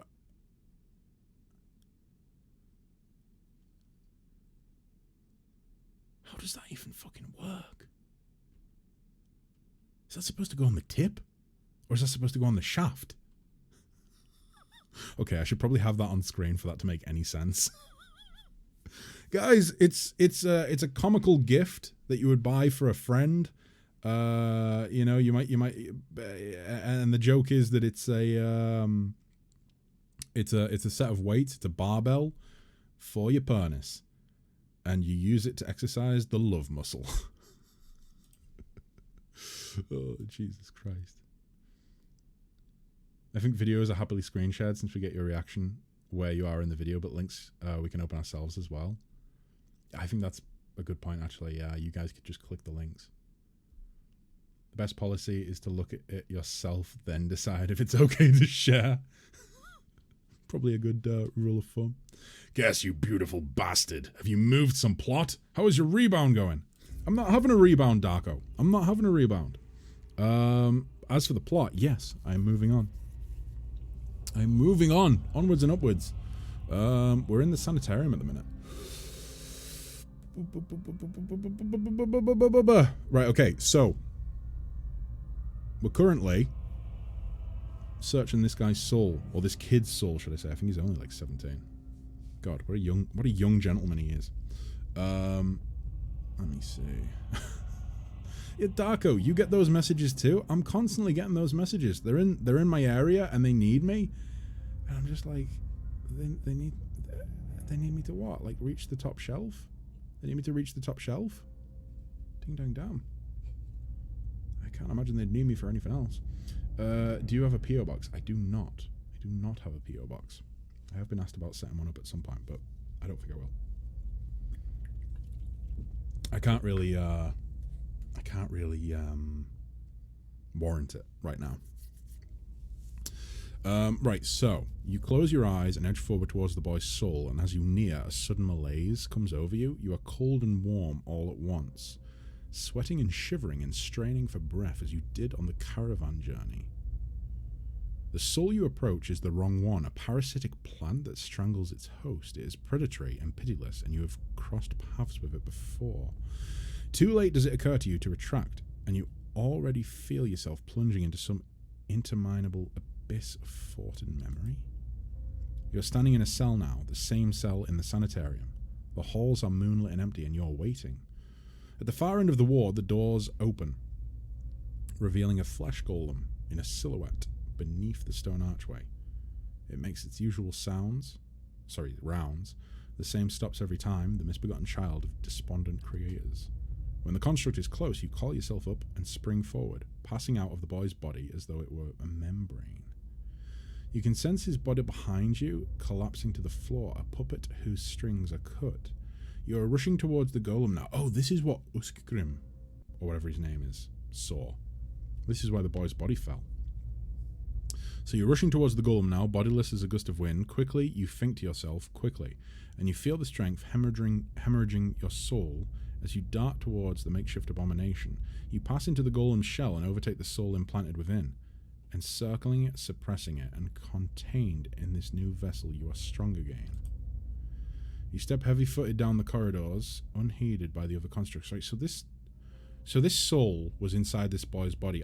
But it wasn't the boy's soul. The body was basically a husk. So it jumped out of his body into a golem, a flesh golem, and then tried to escape, maybe? Untrustworthy eyes of the mad, coming to at last an office piled with books and scribbled papers and the perverse implements of animancy. You set your oversized hands upon a large machine, a nest of globes and tubes and coils in the center of the room, and go to work, bending wires and unsettling alignments. Your surroundings are pulled past you.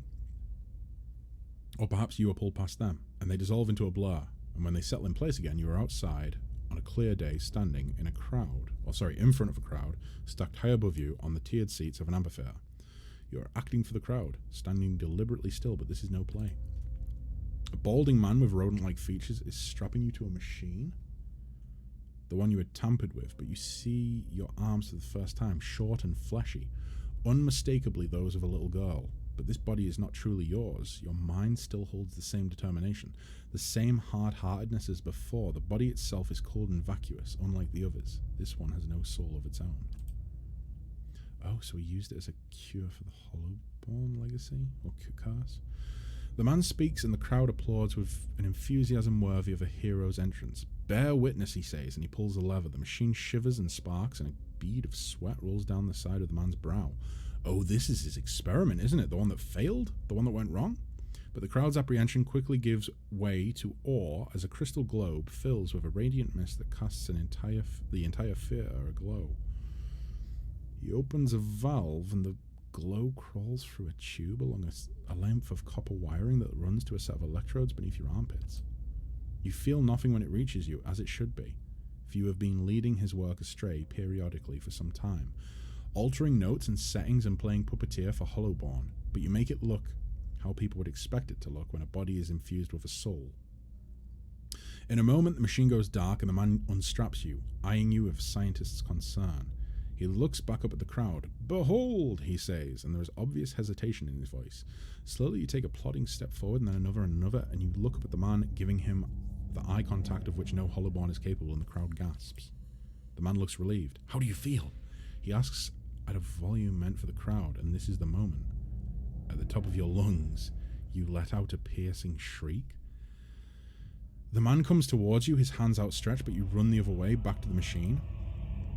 With all your strength, you drive your head into the crystal globe, and it shatters, streaking your head with warm blood. You drive your head down onto the surface of the machine again and again, drawing panic screams from the crowd, and by the time the man reaches you, your body has already ceased proper function and merely twitches on the cold ground. Satisfied, you depart the corpse in search of another unsuspecting host. Who could put their faith in animancy now? Who the fuck is this person? You are pulled again from your surroundings, Jesus. Transcending the boundaries of memories and lifetimes, deeper and deeper, past betrayals and murders and lies upon lies that form the thick webbing of plots beyond mortal comprehension. You settle at last on the room you have seen before, expansive of a tall device encasing an Ardra monolith at its center. The room is filled with people, and the people all look at the device. You are yanked suddenly back to reality, and the once catatonic boy in the cell is looking directly at you, appraising, calculating. There is no mistaking now that it is the soul of Theos Ix Arcanon, the man you have been searching for, that gazes out from that borrowed husk. A watcher. Oh shit. Oh shit.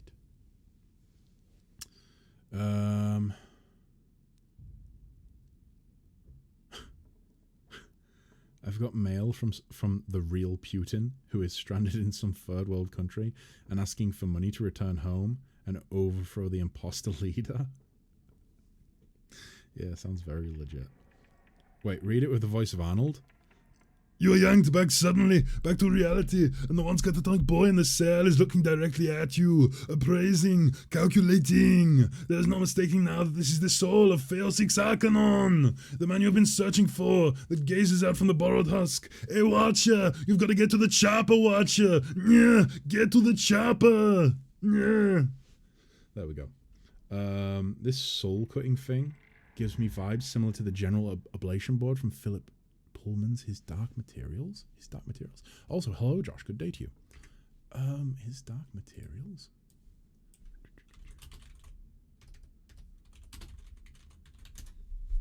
Why do I feel like that's shit? Yeah, of course I recognize it. So there was the movie that they made about it, wasn't there? And then there was the series that they did. I didn't watch the series, but like obviously the foundation of it is the novels. Or is it just one novel? No, it's a trilogy. The trilogy, of course.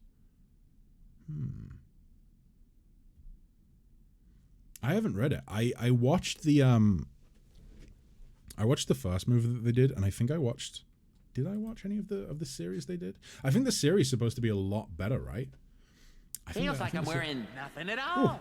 Nothing at all. Nothing at all. Oh, God Pharaoh, welcome to the pie. Thank you for following. I appreciate it. Popping in again, was lurking while playing Pentiment? What's Pentiment? Pentiment?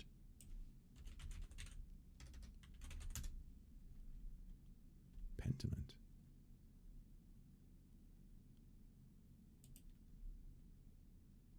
Obsidian Entertainment's Pentiment is a game wrapped in story, intrigue, and style.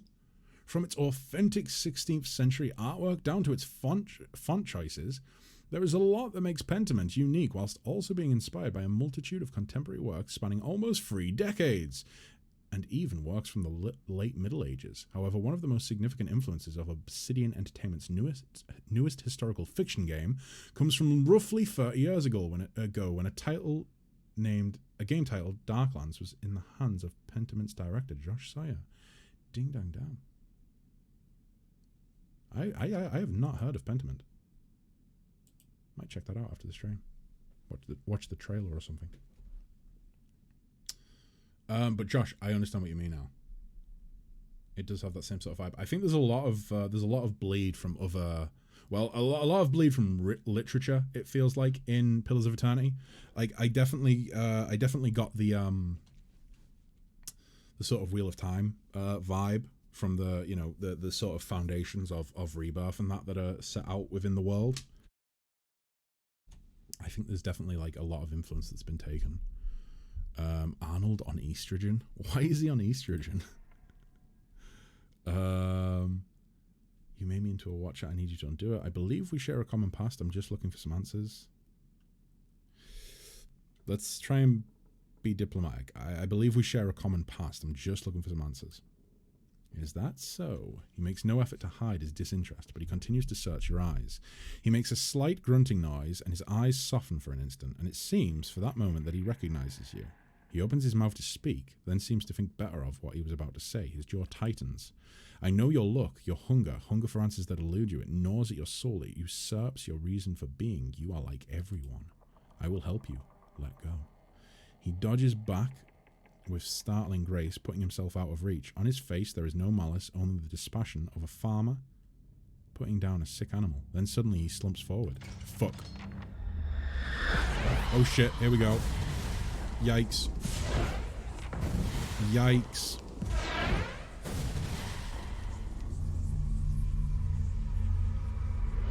Why did it say subdue Uskrim? Oh. Oh. Oh, I don't want to kill Graham. I don't want to kill Graham. I don't want to kill any of the people. The flesh constructs I'm not so bothered about. I fell in love with the lore of this series. Second best to Elder Scrolls in my opinion. Honestly, I think, like, I've played a lot of Elder Scrolls, but I still am sort of clueless on the lore. I think I really do pay little attention to the Elder Scrolls lore. To my own detriment. With this, however, with Pillars of Eternity, I want to know more. I have the I think it's like the special edition that would have been given to backers originally, I believe. And it comes with a load of short stories and like an audiobook and stuff like that as well. I am going to have to look through those at some point, because I'm kind of curious as to how the world is actually built. For the time being, though, during this sort of first playthrough, I think I'm going to enjoy experiencing everything totally blind. I think that's the best way for it, right? Right, okay, so what do we want to do? I feel like these constructs are going to be pretty difficult. We'll give it a good go anyways. Right. You just do what you do best. Let's have you off tank for the time being. I think that's... yeah. That works. Oh no, he's way back there, isn't he? Right, okay. We'll go ahead and cast this on Graham. We will do Interdiction about there. Adair, if you can go and attack that one. You two tag team that one. Let's go ahead and do Marked Prey on it as well. Kana, if you could go for Graham. Actually, no. Yeah, can I go for Graham? I will also go for Graham. Oh, shite. There's more. Was not expecting more. Right, Alof, go ahead and get a good old little fireball. Okay, okay, okay. This might get a little bit tricksy. Oh boy, Itamak is already taking a real beating. Who is Itamak attacking right now? Still, yeah, still the flesh construct. Let's go ahead and do that. I do not think we're going to need you on that anymore. Let's have you go ahead and try. Oh, really? Idleman as well? Oh, we didn't get to talk to you. Ah, yikes. I don't think I could talk to Batixa, or however you pronounce it. Oh boy. Okay, never mind. Let's get that up as well whilst you run over that. Let's do another one of these.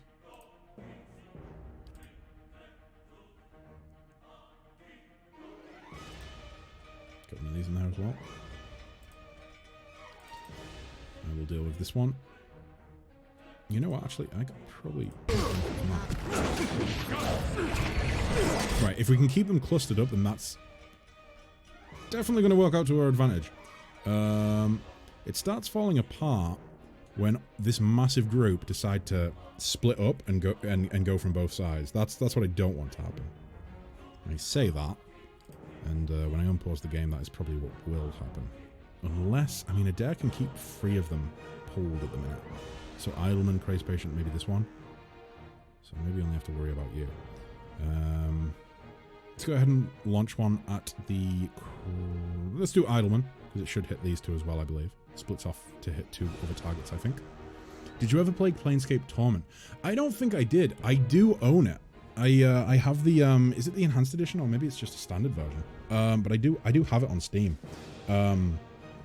It's another one of those classic RPGs that, you know what, I might as well add it to the list. At the start of the stream, I went through games that I do want to play on stream at some point. Or maybe even, I think it's the HD version that I have. Planescape Torment. I've been kind of thinking about, this is another one I need to add to the list, and so the list just keeps getting bigger. But Neverwinter Nights. 1 and 2. Although, like, I feel like Neverwinter Nights is maybe somewhat like, and this is me speaking with no experience, so correct me if I'm wrong, but I feel like it's maybe like, if I was to play it, it would maybe give me like a subtle nod towards Dragon Age Origins, perhaps. That sort of style. Let's get one of these in. Where are you at, sir? You are there. Okay, that works. Let's go ahead and get that sorted. Boop, boop, boop. Off tank is there dealing with that. I am occupied-o.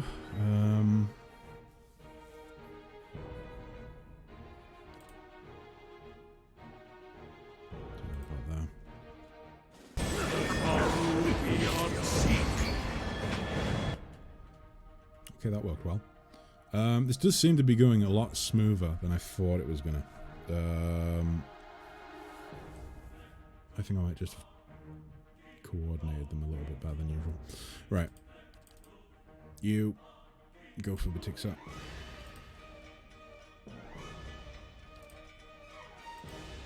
Oop.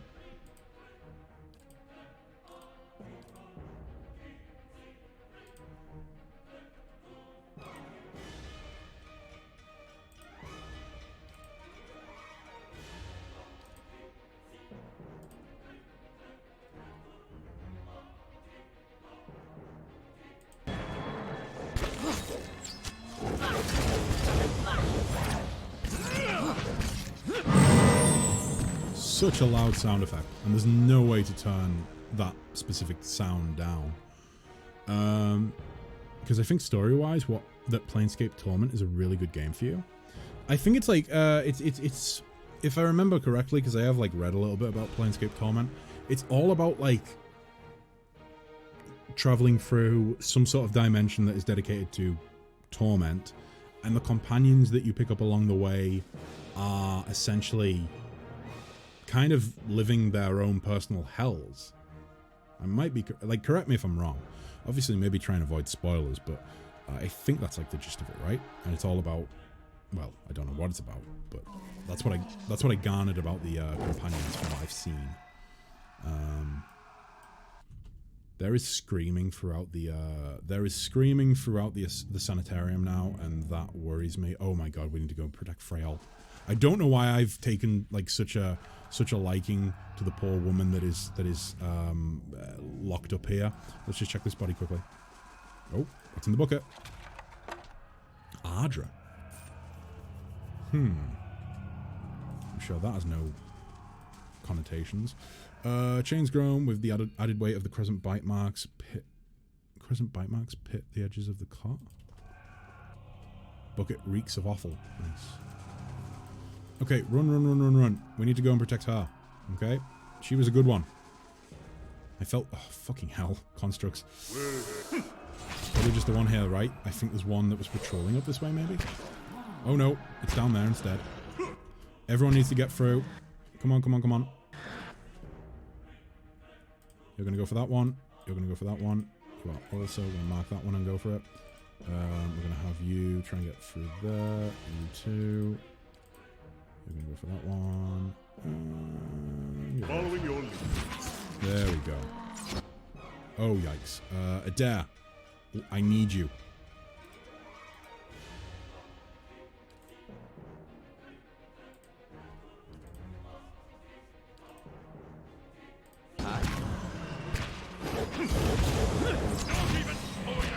There we go. You can do better? I can do better? What do you mean? What do you mean I can do better?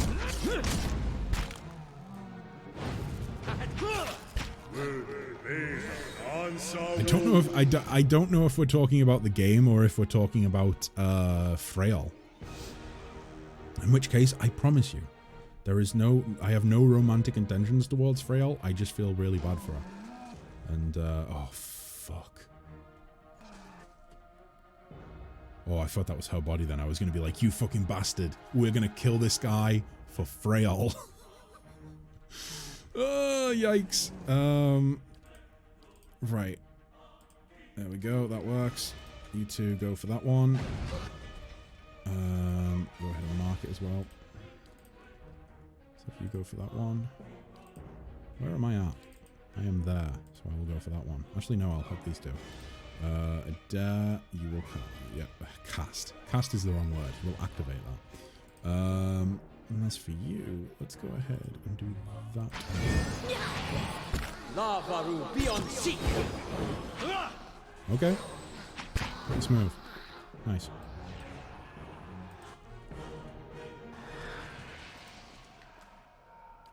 More rotten flesh. Lovely. Frill, where are you? Ah, fuck. I'm gonna clear this entire place out.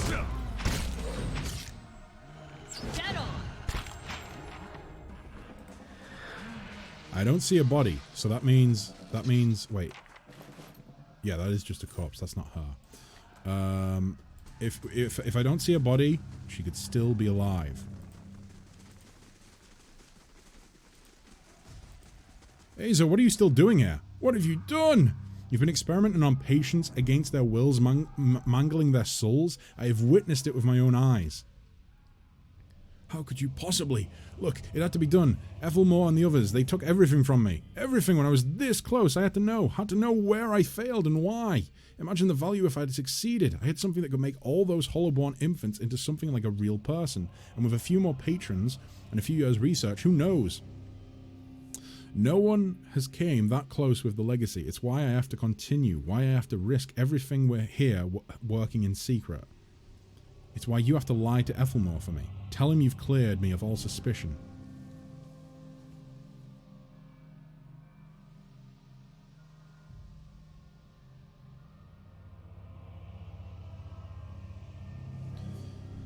We'll see.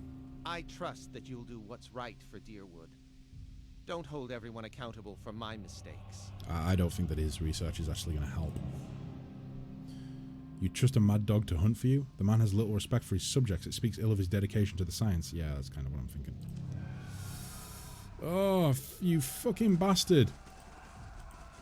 Where is... I mean, she's not going to be through here. I hope... Maybe she fled upstairs. Maybe she got upstairs and she's safe.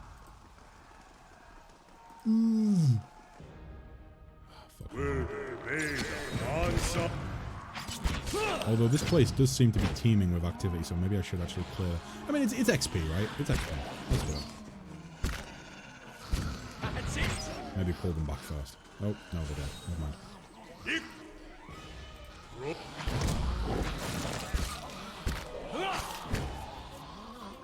Pretty squishy. Pretty squishy indeed. I feel as though taking from containers in here now should not be classed as stealing. This door wasn't open before. What's in here? And a stock. And some copper. Never mind. Wasn't really worth it. Was not really worth it.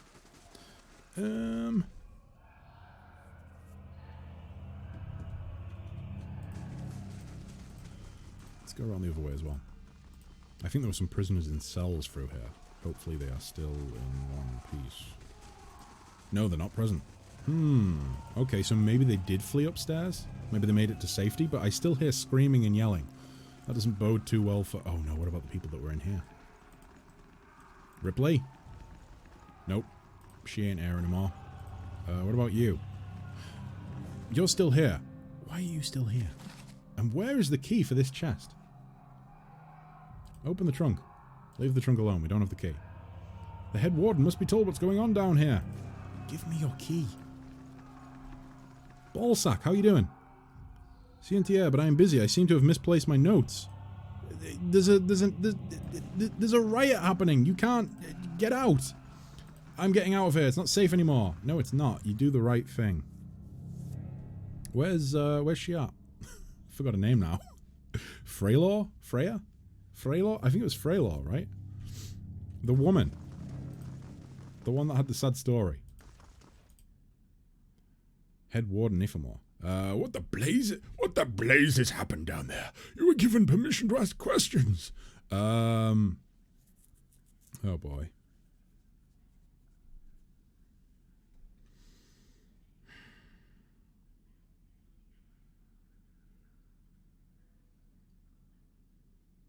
I didn't kill the Leaden Key spy though. I didn't do it. I did not. Azo was being influenced by a patient, but that patient really wasn't himself at the time. You finish your explanation and Ifilmore breaks his silence. I have read accounts of people in history who could do what you describe. The accounts are few and brief and never reliable. Some go as far as to suggest that they are all the same person. If truly such a person were here among us, plotting our ruin, would that I had a body again and could be of some real use in our time of need. I fear what the future may hold for this place. I am grateful you were able to dispatch the threat before there was a loss of innocent life. We very nearly had another scandal on our hands. What of Azo? What part did his experiments play in the catastrophe? Another decision.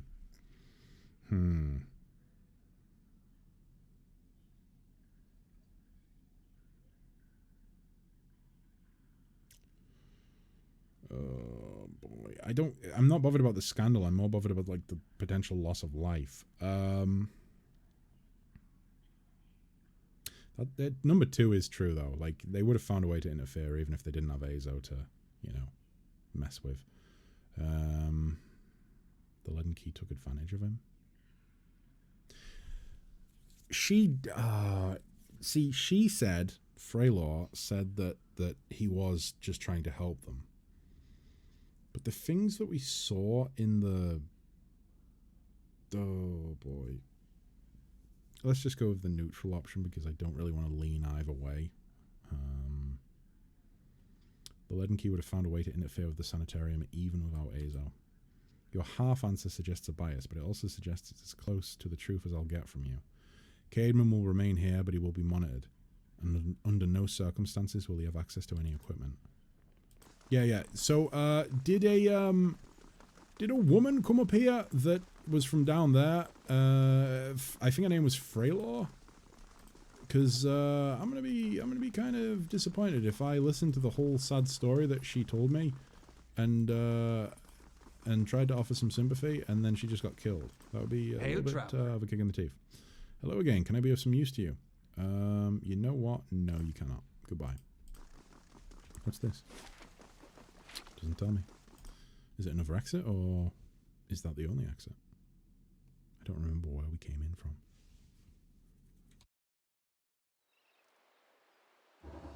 I wonder, Aloth. Oh, this is it. Don't you ever feel curious about Isilmir's history? What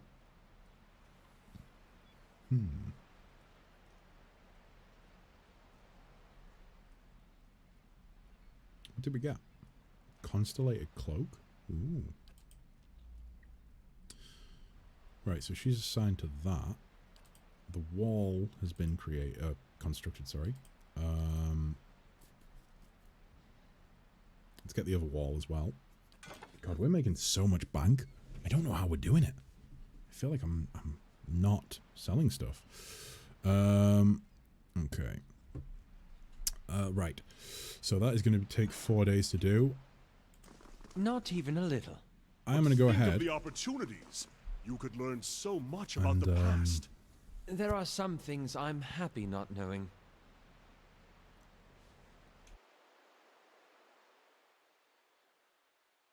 What I was going to say, guys, is I'm going to go ahead, take a little break. I'll run some ads while I'm gone to get rid of that pesky pre-roll.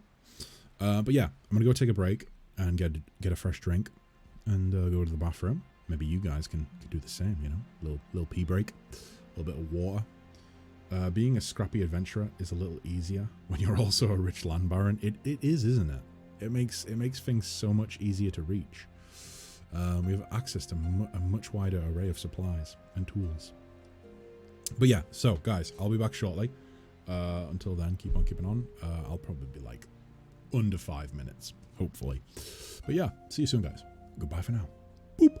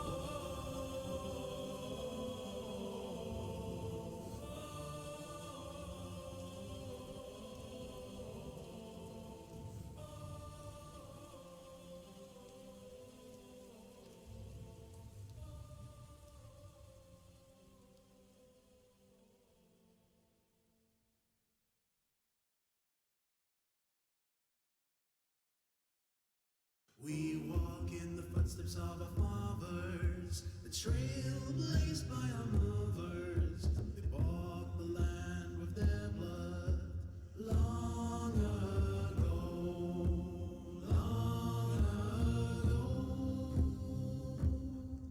Oh, sing of a never end. Weep for the blood of Amen. Oh, cry for a never end. Long ago, long ago. We own the land by the rivers, still and lonesome forever. Nothing left but memory. Oh, mountain home. Oh, mountain home.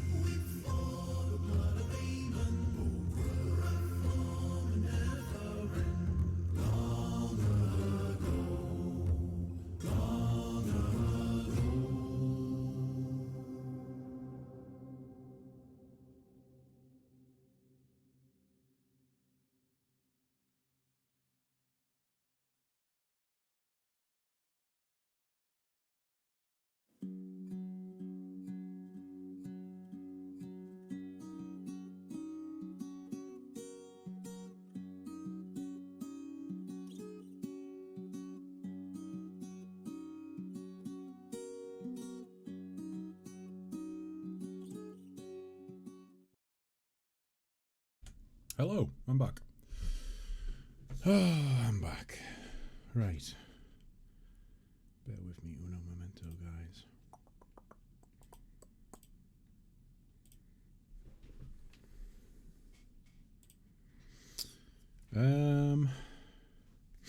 Just doing a bit of shopping. Boyfriend and I have tomorrow off work, and we're gonna lie in bed, eat snacks, and watch that cyberpunk anime. Oh yeah, people have been saying that's really good. Fuck, I forgot to get my charger. Ah, fuck. Never mind. Yeah, people have been saying that's really good. I don't know if I'm gonna watch it or not. I'll probably watch it at some point, but like, yeah, I'll see. I'll see. What snacks shall I add? Oh god, I can't think about snacks. The snacks I have right now are fucking super duper healthy fruit and nut trail mix. That's what I'm rocking with at the minute. I said it last stream, guys. I'm not a big fan of dieting, but you know, sometimes needs must. Needs must.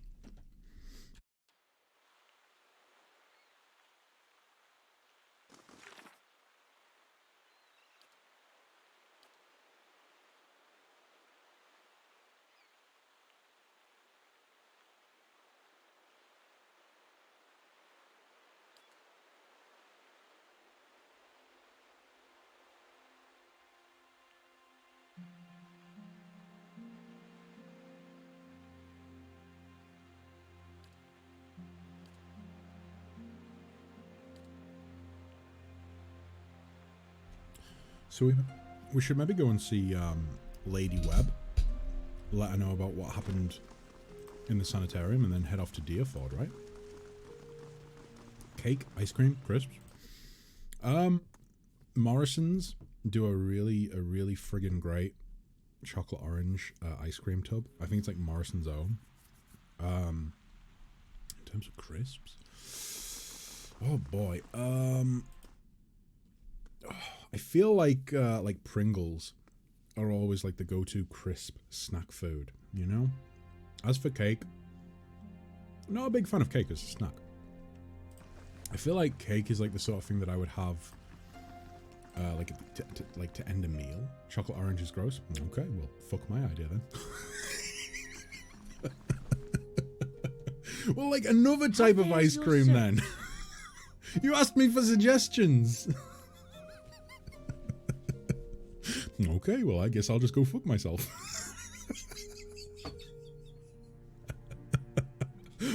How fares your search? There's something I can tell you about the Leaden Keys operations. Well, let's hear it. I found Theos in Brackenbury Sanitarium impersonating a patient. He was trying to damage the public opinion of animancy. Forgive me.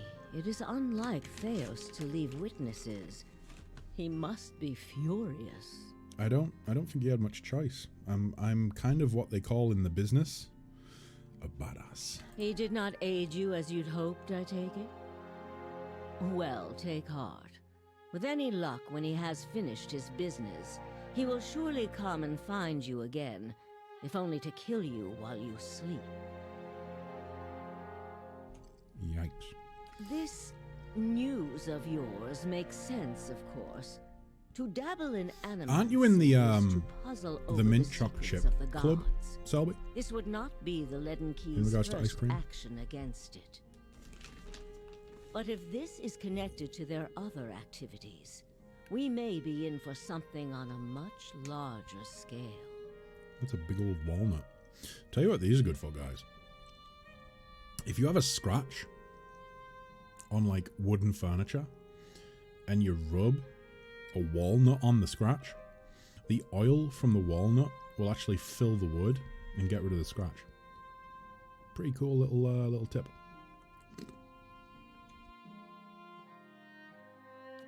That isn't enough to take to the Duke, but we're close. Avar Wolfgren is a cautious man. He will want to know everything possible before being moved to action.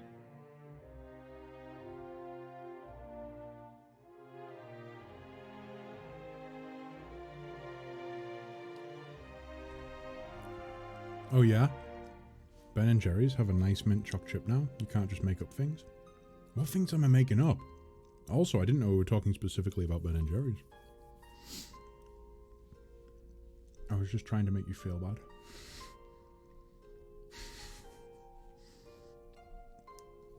Story of my life.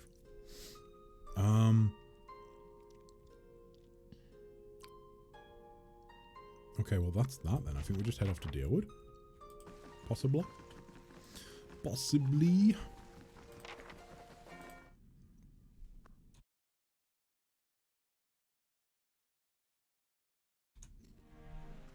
Oh, you mean the walnut thing? About me making things up? That's actually true. You should try it. Seriously. Any bit of wood and furniture that has a scratch on it works every time.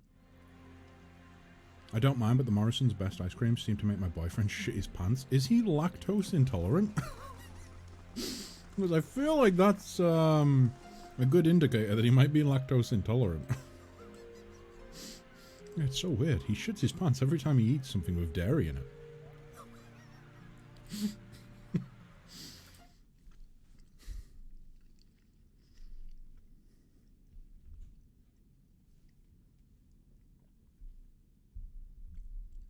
I think I'm going to move the mic away whilst I'm snacking because I do not want to hear myself eating, and you guys don't either. There's little cranberries in it. They're amazing.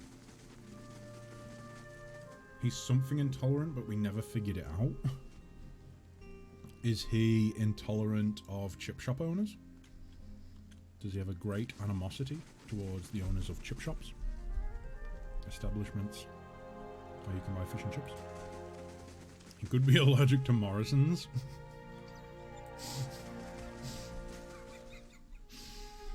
Oh my god.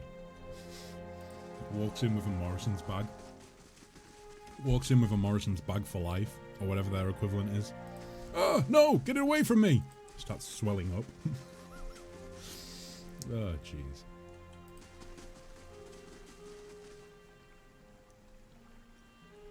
He had a cornetto a while ago and shit his pants. I don't know what it is.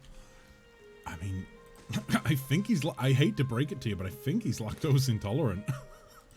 I think if he shits his pants after eating... after eating ice cream, then that's probably what it is. I'm allergic to Tesco's. Oh, jeez. I worked there for long enough. It was a fun old time.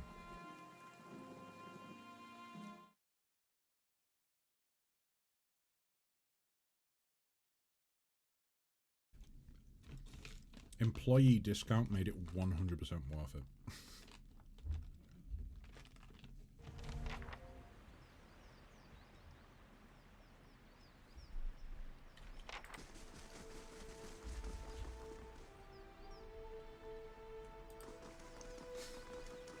You know my pain? Ah, yes. A fellow retail worker, I see. Or at least at some point you maybe were. Yeah. Those were, well... Put it this way. It's not the worst job I've ever done. In fact, honestly, at times, it was pretty enjoyable. It's just that, I'll tell you what the worst thing about working in retail was for me. It was micromanaging. Managers coming and micromanaging you. You know? It gets to the point where you can only hear someone repeat the same thing that they've read in a book. Not even a book, just like an employee manual. So many times before you're just like, listen, you want me to follow what's in that manual? And stick to all of the rules and health and safety laws, shall we say? But then then 5 minutes later, you're wanting me to totally ignore health and safety and just get the job done as quick as I can. Make your mind up and tell me which way you want me to do it. Because holy fucking shit, I am sick of playing guessing games as to like what is expected. What's the worst job I've ever done?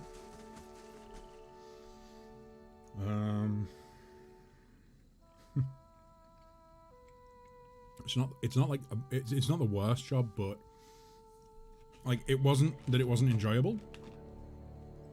But like in hindsight, it was the worst job I could have done. I once got hired to do some roofing. No roofing experience whatsoever.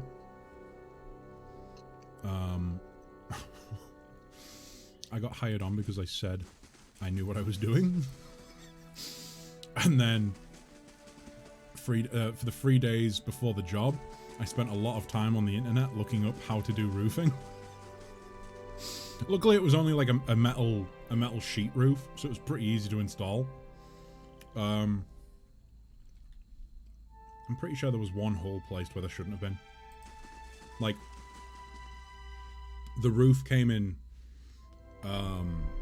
like multiple long sheets of metal, and then you would install them on by drilling holes in and then bolting them to the metal support struts. And I'm fairly certain there was at least one hole placed in that roof where there shouldn't have been, so there was most likely a couple of patches where rain would come through every now and again.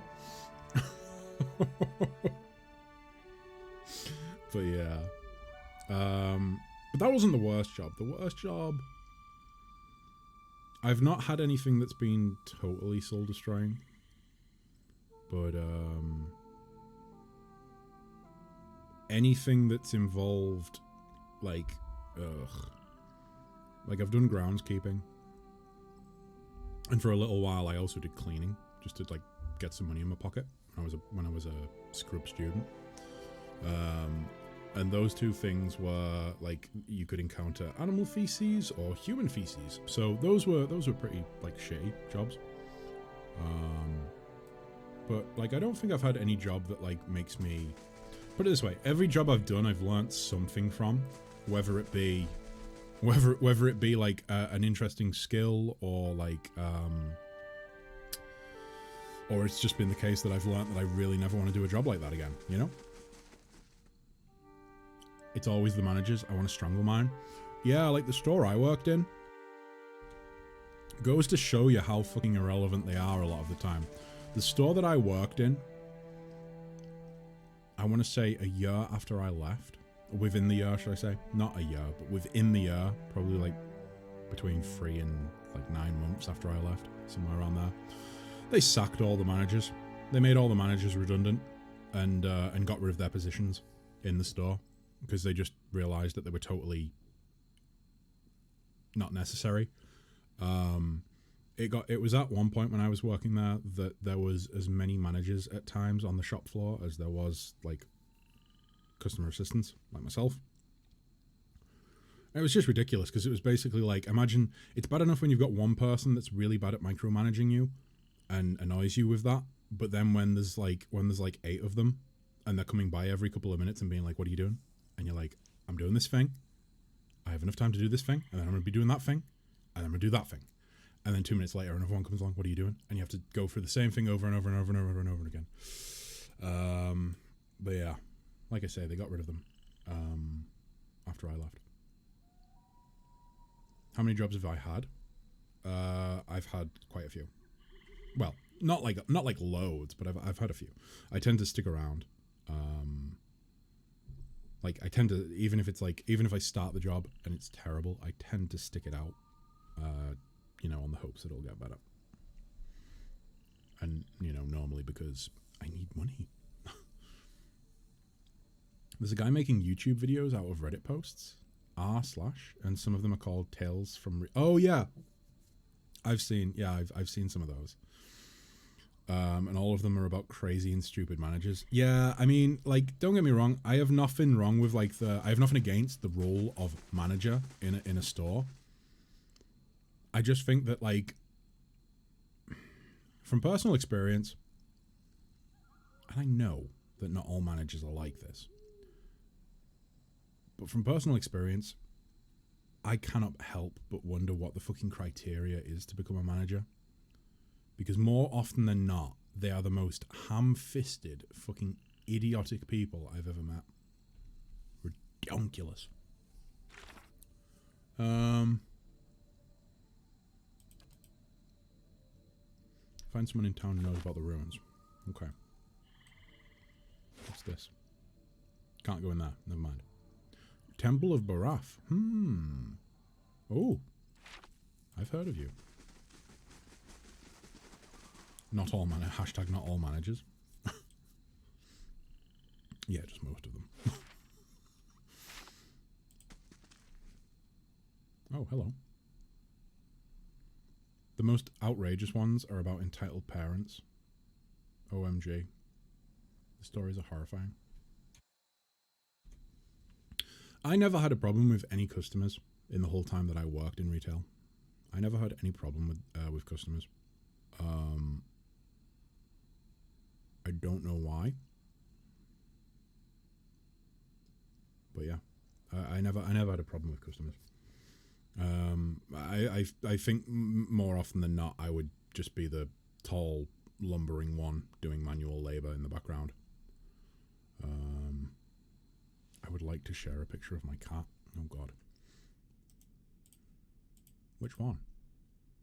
Is that Hannah or Mochi? Jesus Christ. Cat looks so special. Look at me! I'm rolling on my back. I'm so fucking cute. I'm not sure how that pose is physically possible or comfortable. I don't think it's either. I had a story level manager as a programmer. One time she forbade me to reply to emails saying that only she was allowed to do that. Yeah, that's the sort of power trip bullshit that that signifies a really bad manager, I think. You're not allowed to talk. Only I am. Really? Okay. Next time you ask me a question, I'll remember that. Yeah. The middle-aged peasant woman is dressed in a brown leather cloth draped down to her knees. Her hands are working at separating stringy, colourless vegetables into a pile before her, stripping the heads off the long fibrous stems with a paring knife. She discards the stems one by one, placing the heads of the vegetables into a small cradle-like basket in front of her. She doesn't greet you as you approach. You're not sure if she even knows you're there. Excuse me? The woman doesn't respond. She keeps stripping the heads from the vegetables with a steady rhythm. She may be deaf. There's no indication she heard you. Study her. At first glance, she seems nothing more than a middle-aged woman. Unremarkable. Maybe less stern than most, who seems more focused on the weaving in her lap than her surroundings. Yet you suddenly notice she's not stripping the vegetables before her any longer. She's weaving, and the vegetable pots are now missing. What? She still pays you no mind. Her brown locks, torn and snagged from a lack of washing. Like many of the townsfolk you've seen, there is a strange blur to her. Even the motions of her hands seem to be playing with the threads that lack colour in a shape that lacks interest. Are these all fucking ghosts? It may be that she is half-minded or deaf, but something feels wrong. As you watch, her knitting takes an odd cadence, and you have a terrible suspicion that something lurks beneath what your eyes are showing you. Is she like a spirit? Her brown hair is long, almost impossibly to the length of her hands.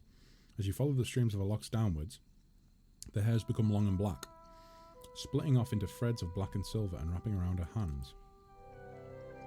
She is forming a soul cradle with the threads, braiding a net in front of you. Each finger long and sharp like a series of knitting needles, almost hypnotic. The silver and black strands of her hair weave together, with silver predominating as a highlight, the black shadowing it. And suddenly, you are calm. You are on a plateau, almost the height of a tower, several stories high. The plateau is a table lying beneath a clear sky, and beneath the plateau, surrounding it in all directions, a forest, hazy with mist. Although, whether it is actual mist or distance or recollection, Resting in the curve of a natural arch above you is a great copper bell, half again the size of a man, hanging at attention, as if looking down on you and the event unfolding before you. The plateau is soaked in the sun, and the rock beneath you is rough and warm. The sky forms a cradle around you. You feel different, not disembodied, but you feel your body. Your physical contours have changed along with the surroundings. And you hear a soft series of chimes, like wind chimes. At the sound, your seeing gains colour and texture, as if the sound is beckoning you gently forth, filling your senses and thoughts like mist roiling softly into a sealed chamber. And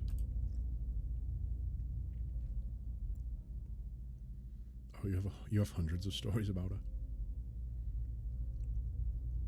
She made our lives hell for 2 years until we went further up the chain of command to request a new team lead. I mean, that makes perfect sense. Of course you would.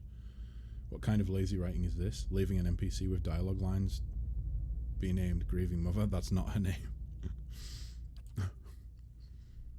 Oh shit, I think The chime coaxes you into the memory, and you're certain it is a memory, a warm one.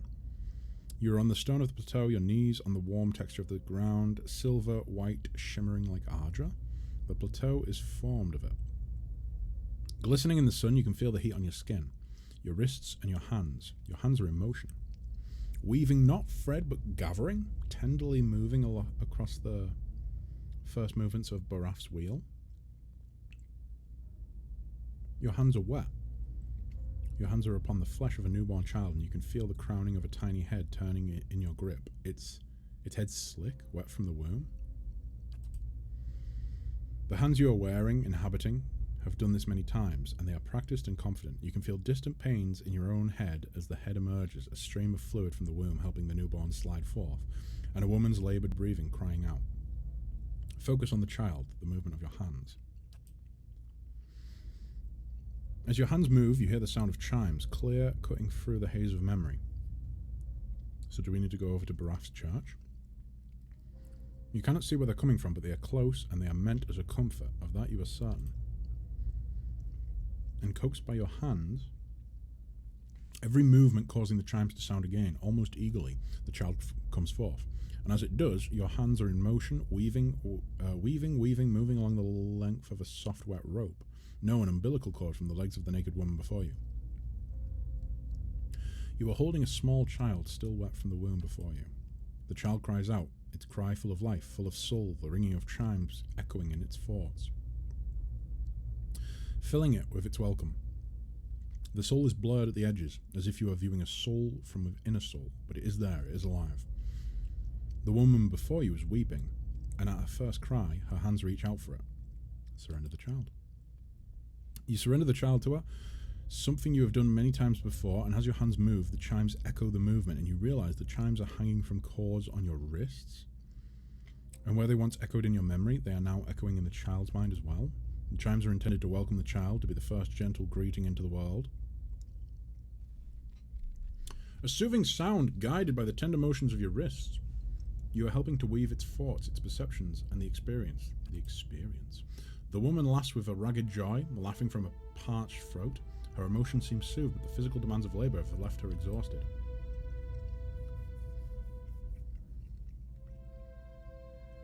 But the child is here, the child is safe, and all atop the plateau is peaceful, calm, distant, flattening out as the memory persists. Slowly pull back from the memory. Ding dong dong. Gross, says Selby. You're experiencing childbirth. Yay! With effort, the scene bleeds of colour and your mind becomes your own again. There is no pull, no anchor, yet the sound of the chimes remains as they existed in the memory. They sound here as well, and they are hanging from woven braids on the wrists of the woman before you. Even as your head is spinning from the touch of her mind, the sound of chimes on her wrists is sharp and clear, as if coaxing you back to the real world. The woman still sits before you, but she is nothing like what you first saw. She is wearing black, shredded garments that drape over her form like streamers. Her hair is streaks of black and run through with silver. Her age is almost impossible to tell. She simply feels old, like a crumbled watchtower. As she lifts her head to face you, you see that her hair is draped across the front of her face like a veil. What you first saw of her was a mental glamour of sort, unconscious, and you realize what you see is not what the world sees, and you are perhaps the first to see her true self. Still, you don't sense a fret in the realization. If anything, you feel a sense of relief from the figure. You can hear her thoughts, and she is glad to at last be seen. Who are you? I am seen, but the eyes of others do not remember. You were the first to see me as I am, the call stripped aside. There is a light touch on your mind, a caress. Is she a cipher, I wonder? If she can affect people's minds? And her left hand mirrors the motion of the touch, reaching up to the air between you. You hear the chime on her wrists sound softly. Her hand moves as if pantomiming, resting on your cheek at a distance, and she speaks softly and slowly. Your memories. A cadence of wheels on a caravan track. Fever. Questions by running water. Violence in a night's campfire. Arrows in the dark. And fleeing. Falling rock and cracking stone. And a storm. The storm. The storm that brushed you. Did its screaming wake you from your mind's cradle? Your memory of it is painful. Its cry is difficult to ignore. It's like a child. Many children crying out.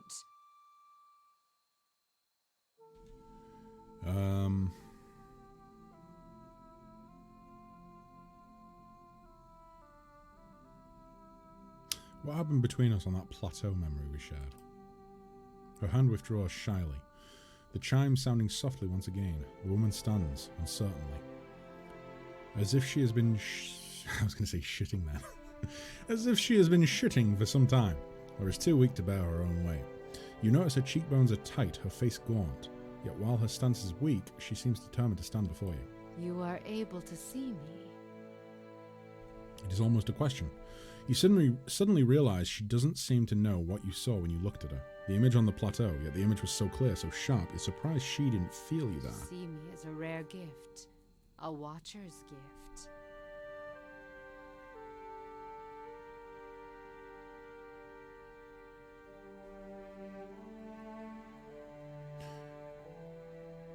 Was I helping a woman give birth? I was in your head and hers. So many questions, thoughts, I'm whirling assuming she was the mother. storm winds. That storm still roars through you, deep beneath your thoughts, She's mental. yet muted and secret, like an underground river. I cannot tell if it is carving new channels, or eroding what keeps your true strength buried. The fact that you could hear it at all, survive it, is something few have ever done. Your power will grow stronger with each soul you touch, as it allowed you to reach out to mine.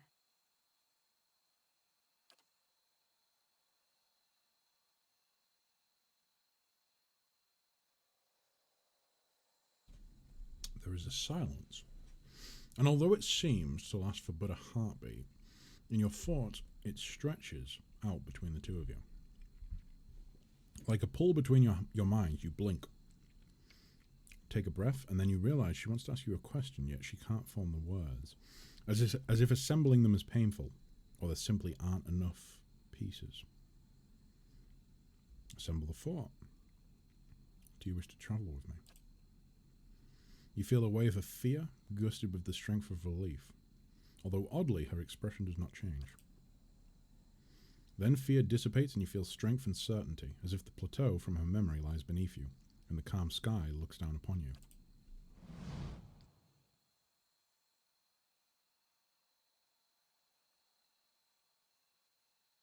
Okay, so we're a watcher with 8 friends now. She is a cipher. Okay. I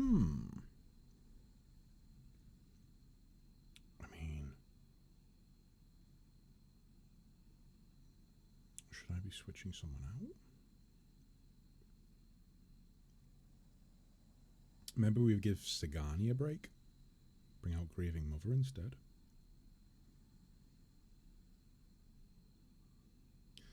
Let's do it. Farewell. Let's try her out. See how it goes.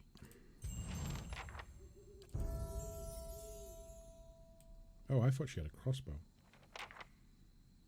She probably does, actually. It's probably just not showing up on the level up screen. Right, let's go lore. Let's go with... Oh boy, it looks like she's actually more equipped to fill the slot of Alof than Sagani. But hey, we'll see what happens. I'm kind of interested in seeing how ciphers work. It really is like very dark clothing, isn't it? Jeez. Like that's basically like a missing texture right there. 5 points. Let me see. I wonder if we go with some mechanics, some survival.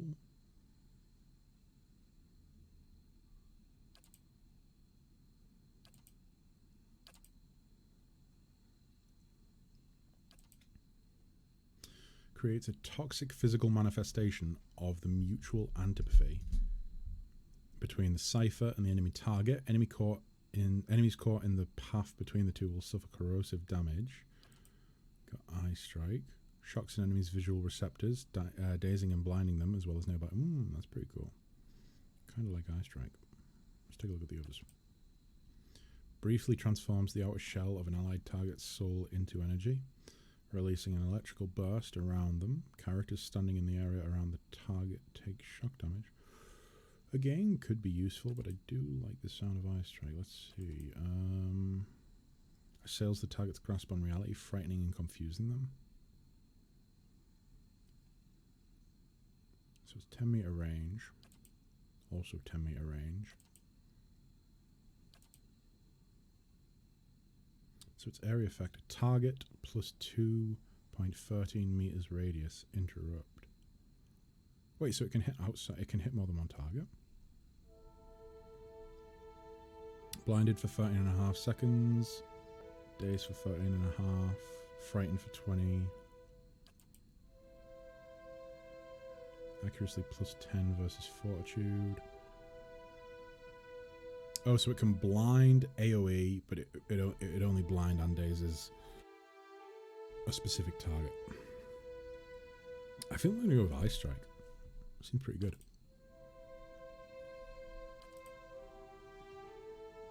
Cypher's Soul Whip bites deeper. Invokes retaliatory strike, stunning an enemy wherever they target the Cypher's will defense.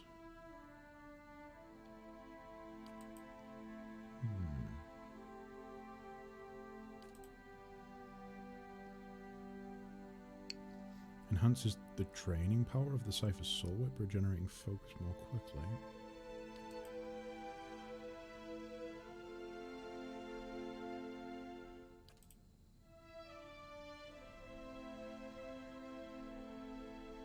Let's give that a go for now.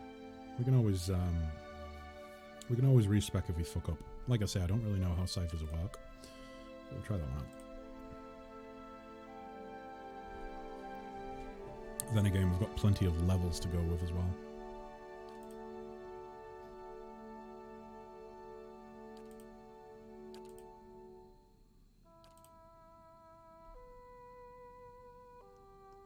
Bounces psychic energy harmlessly off the target onto the closest nearby enemy, causing pierce damage and violently pushing them backward. Wait, so you target one enemy and then it jumps from that enemy to another enemy but doesn't actually hit the... Oh no, it's on an allied target. Okay, so we can use it for crowd control against... Well, I suppose we would probably use it on like Alof or Durance. Oh, shit. We have two to select. What's Recall Agony?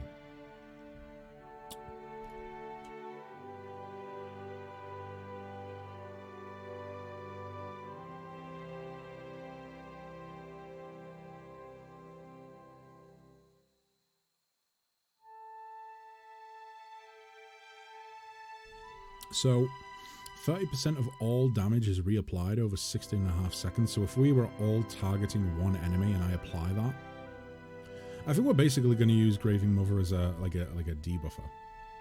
So I kind of think that. What's this? Stealing a portion of its resolve in order to.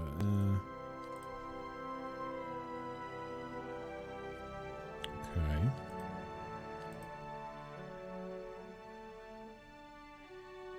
Ooh. I did say debuff, but that sounds pretty good.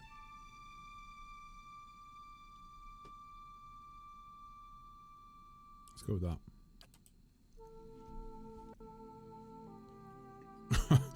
Oh shit, I didn't even realize you were calling stuff out, Darko.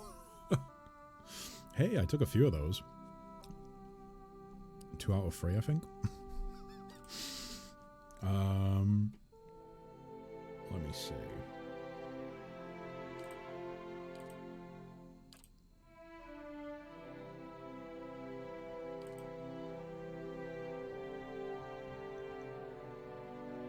So that's going to cause them to be. Which is this one? Paralyzing it and causing its soul to emit a shockwave that can leave nearby enemies stuck. So it paralyzes one target, but then the AoE makes them stuck. I kind of like that one. Let's go with that. Bonus damage. Is that damage from myself or is that damage from everybody? I'm assuming it's any damage received. So let's go with that.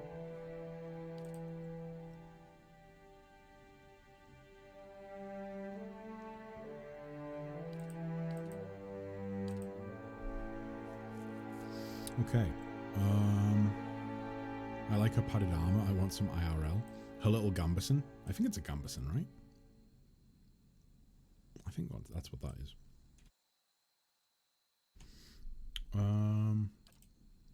Ecto Psychic Echo? What? Sounds like a really great psychedelic song name. Ecto Psychic Echo. What am I being called a nerd for now? It generates a rebounding wave of psychic feedback between the Cypher and an ally that causes crush damage.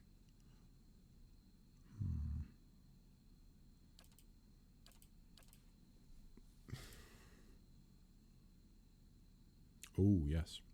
I will go with that. What's this? Causes enemies in the area of effect to believe their worst fears have been realized, frightening and sicken them. That might be another good one. What's Puppet Master?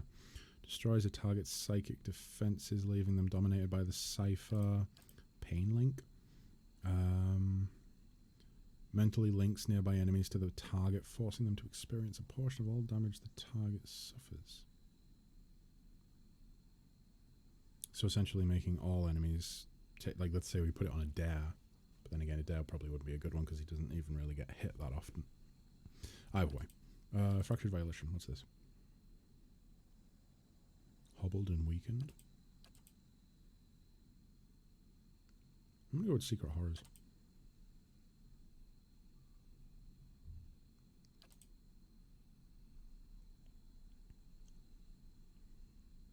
Darko, you should actually explain why you like those abilities. It's like when someone's at a when someone's watching a cover band and they say, "Play Freebird, play Freebird," because I played as Cypher. Yeah. Voices says, "Don't help him, let him choose his own way." Yeah, I think I'm doing okay so far with it. Cypher better than any other class. Yeah, I think you said that at the start. I think you said that prior to me starting the playthrough.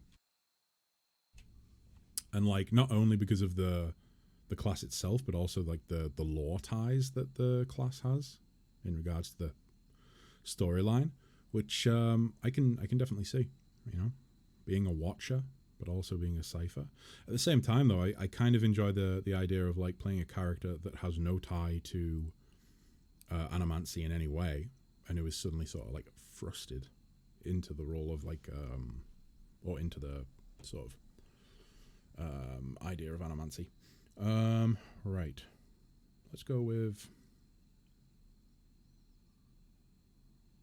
I think, some more lore. Let's get a stealth point. Boom. Okay.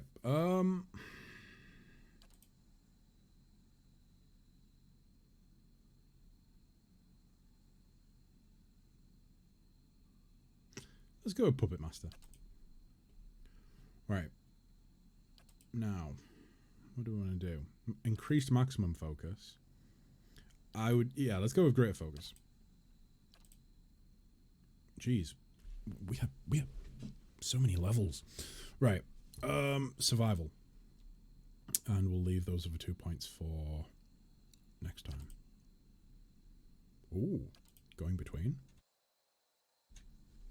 An ally superficially takes on the form of a spirit. Their movement is increased, and many incoming crits, hits, and grazes are converted to less severe result. Okay, that seems pretty cool. We have 2 to pick from. Wild Leech. Ciphers can directly target allies and enemies with powerful soul-focused effects. These powers cost focus, which ciphers build for the use of their soul whip.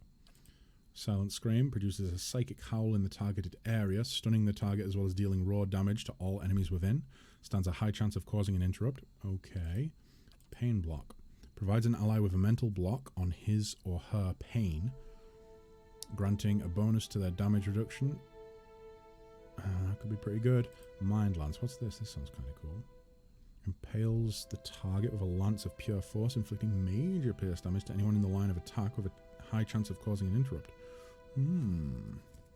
Silent Scream for CC. Pain Block for tanking. How do you block paint? How do you block paint? He clearly meant pain. Paint thinners, though. Paint thinners. Give that stuff a whirl. Or just really fucking strong alcohol. Either or, really. I do kind of like Mind Lance. Which was Silent Scream again?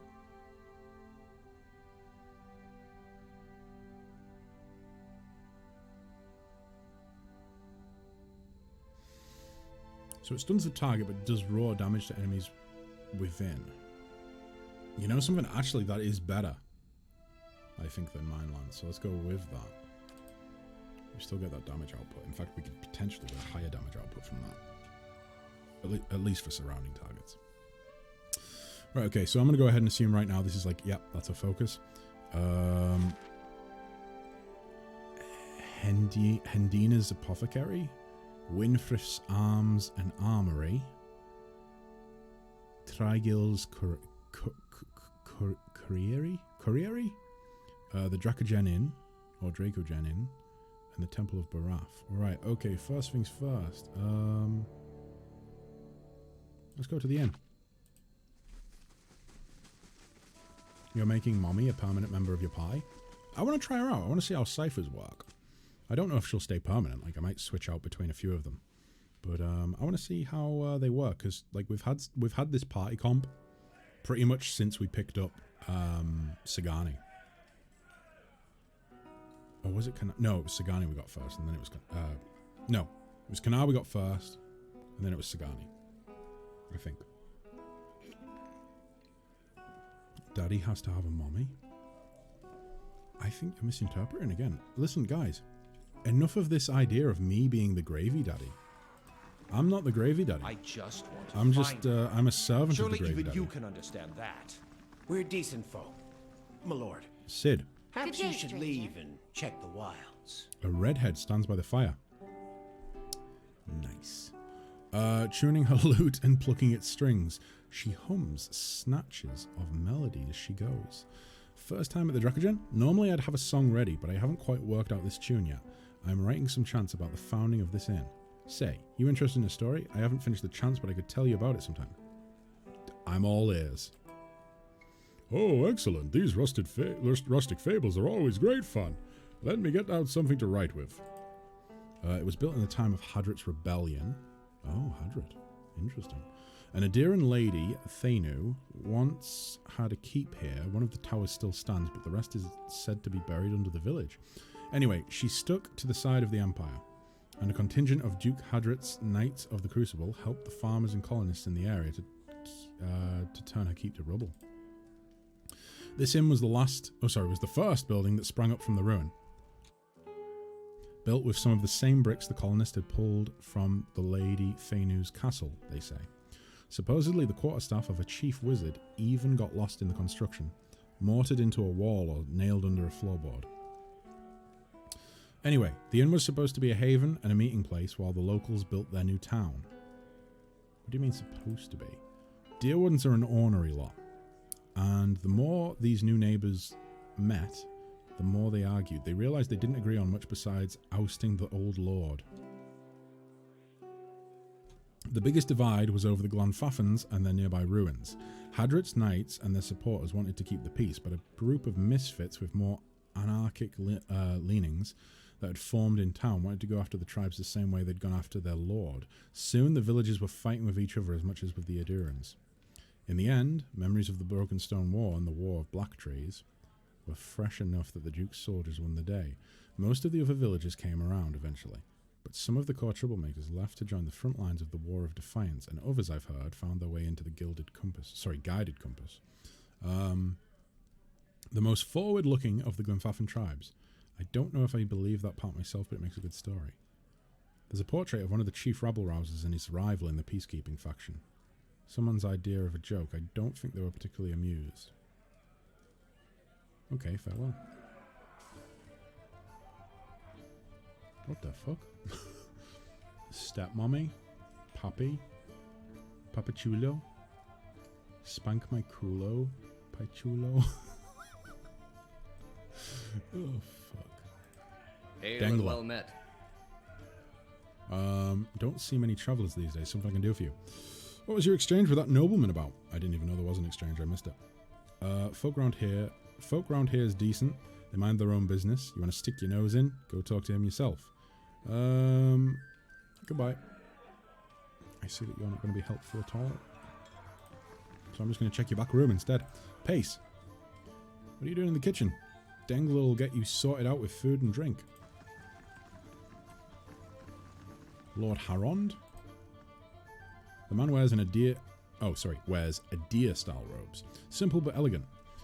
His fine leather shoes look like they were made for padding around indoors, yet they're caked with mud. He yanks at a lock of hair twined around his silk-gloved finger. His fine features are etched with anxiety. My child is out there. Do they not understand? My lord, we're doing everything we can. Unfortunately, these villagers... Beasts take them all. I don't care how you do it, but find her. Your child is missing, I take it? Yes, Lady Alice, my daughter. I've asked around, but nobody in this mud hole has any concerns beyond their swine. They turn my men away like beggars and seem downright pleased to be of no use. But you're not one of my soldiers. And you look like you're used to getting your hands dirty, if you don't mind my saying so. My lord, If you find her, he nibbles the thumb of one silk glove, tell her I won't be upset with her, she can come back and all will be well. I just want to make sure my Alice, my child, is safe. Nothing in the world is more important to me. I have a few questions about your daughter. Alice. Of course. Alice, okay. Describe her. She's a striking young woman, bears more resemblance to her mother than to me. Well, she's lucky then. She has auburn hair and delicate, well-bred features. Well-bred? Ugh. She must be, 28 or 29 now. Wait, so she's not a child then. She's really not a child. Cassie's hands are downright disgusting. What do you mean my hands are downright disgusting? They're just fucking hands.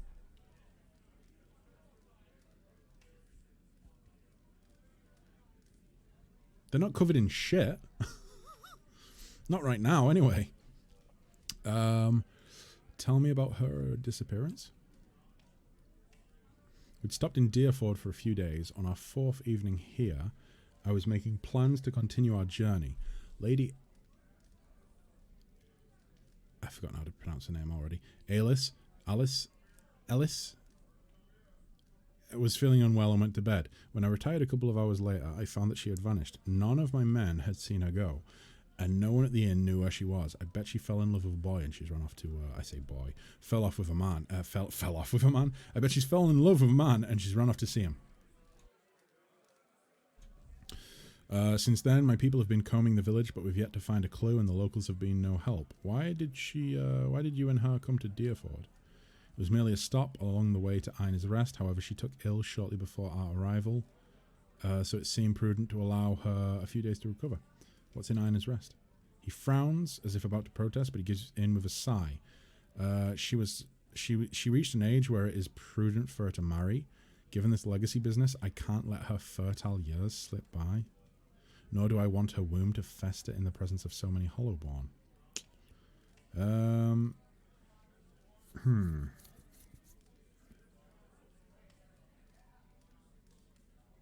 There are better roads along the coast. Wouldn't it have been easier to follow them to Ina's Rest? If I thought that, I wouldn't have been slogging through the forest, would I? The main roads are clogged with people fleeing one way or another to try and escape Waylon's legacy. It would be difficult for a caravan like mine to pass without incident. At the time, it seemed prudent to move quietly along the back roads. Well, it seems there would be more potential suitors in New Hyomar or New Yama. You think I haven't considered that? Arranging a suitable match is difficult. The best prospects for my child lay in Ina's Rest. Where's the rest of your family? Surely they wouldn't want to miss your daughter's betrothal. Lady Harond is ill-suited for travel, I'm afraid, and unfortunately, Ellis has few other close relatives. My sister and her husband, her aunt and uncle, of course, have been visiting Adir these past months.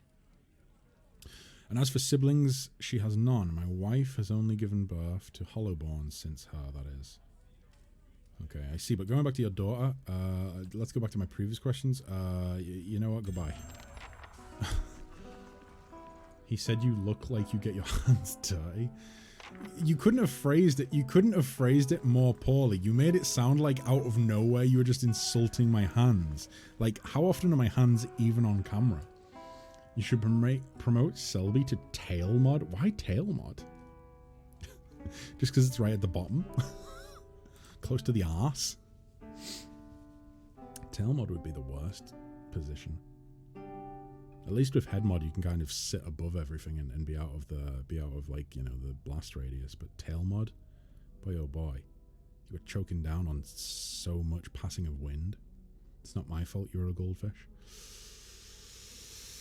Fair point. Fair point. Oh shit. The Orlan hovers by a window, peering out of it every few seconds. As you enter the room, she watches you carefully, her hand hovering, above her stiletto. She cranes her head to peer behind you. Anyone follow you? Who sent you? What are you talking about? The man leaning against the wall glances out the door and nods to the Orlan. The hand over her weapon relaxes, but she's still watching you closely. Some old friends from Defiance Bay are looking for me. We're not exactly friends anymore, if you catch my drift. I'm just trying to lie low and mind my own business. Know what I mean? Boss. And Amawa looks at the Orlan and jerks his head at you. All right. She raises her hand to the Amawa before turning back to you. My friend here thinks you could maybe help us out. Now, I'm sure you're a busy man, so I'll make it worth your time. She flips you a few coins. Just go and take a look around town. Come back and let me know if the coast is clear or if you see any suspicious figures. Well, I mean, you're pretty suspicious. What's this about? She scratches the back of her neck. I may have gotten myself into trouble with some powerful people in Defiance Bay. Was it the Dominels? Because don't worry, like, I fucking hate those guys as well. We're all good. Powerful criminal people. It was definitely the Dominels. I suppose it was bound to happen eventually. I'm a thief by trade, and it's hard to do my kind of business in the city without crossing them eventually. Now I'm just trying to put some distance between us.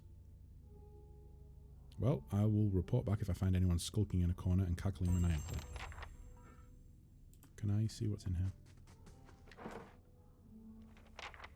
Nah. I can do that. As requested. Ooh. I can do that.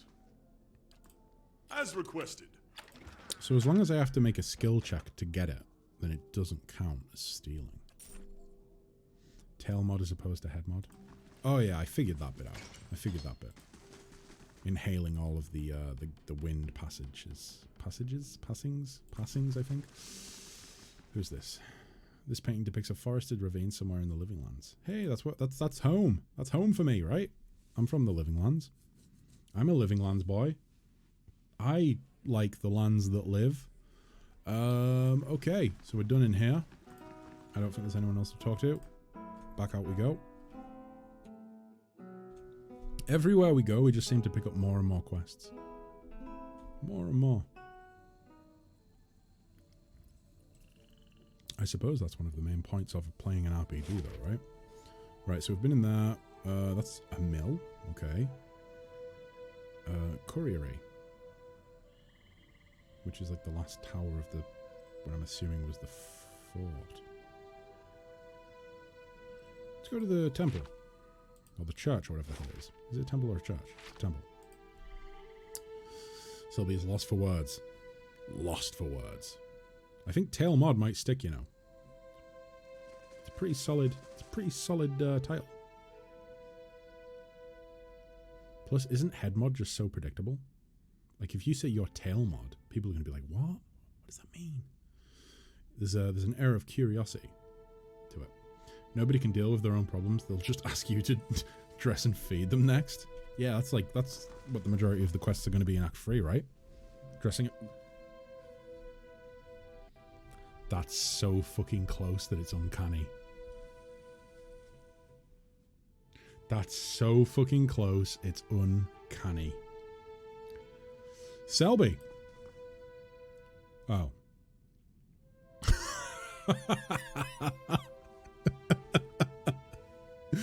Can we have that line again? Talk to Beardmar. No one trusts me with anything more than lighting candles. Out with you! I already told you what. Oh my god. You really are some loser NPC. Oh, what a beta.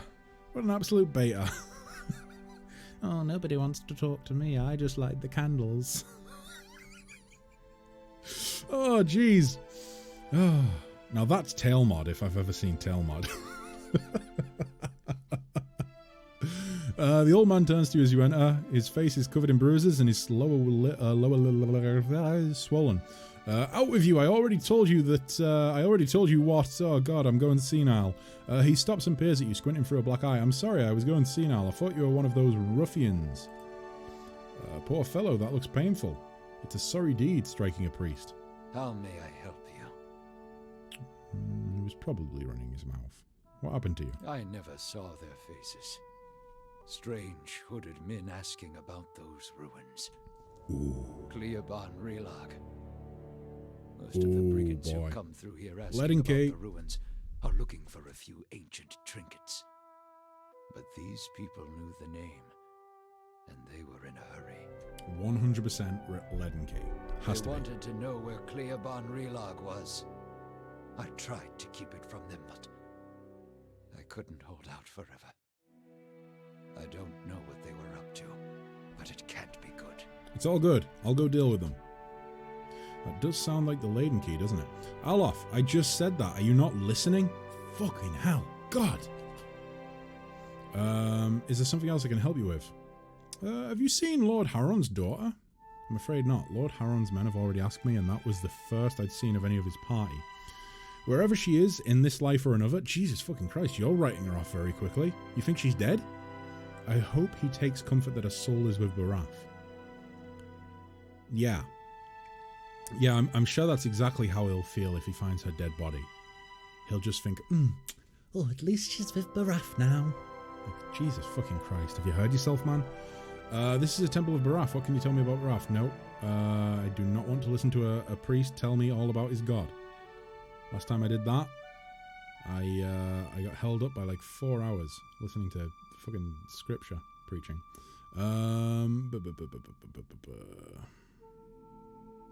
Can you tell me where to find the ruins? The Glanfathan tribe that guards the ruins will kill anyone who trespasses there. And they'll retaliate against us too, if history is any indication.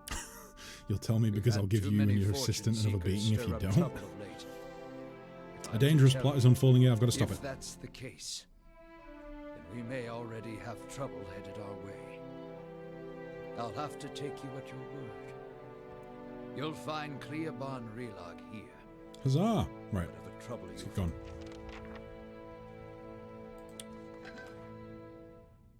Hidden wonders.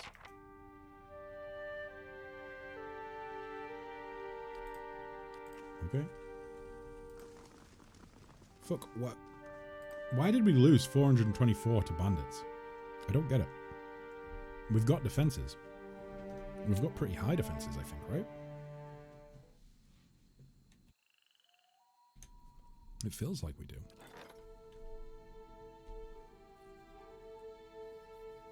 Yeah, 26. And our prestige is 24. 3 days for that. Oh shit. No, 3 days, 2 hours. Okay. Maybe I want to go ahead and build the hedge maze. That might be a good idea. Also need to check out some of these bounties as well. Right, so that's that. God, where would the we're obviously looking for this guy's daughter now at this point.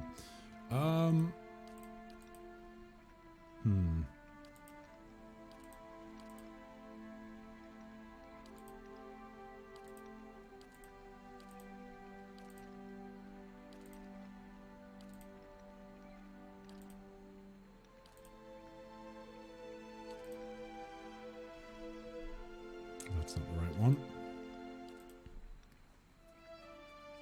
Right, so we just need to...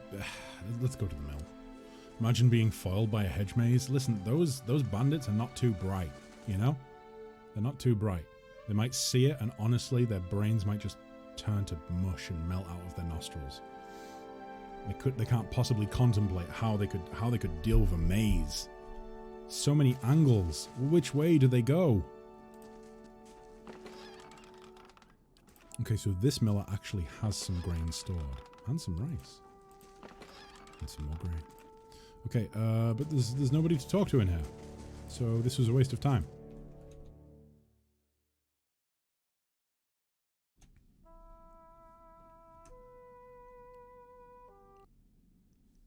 Oop.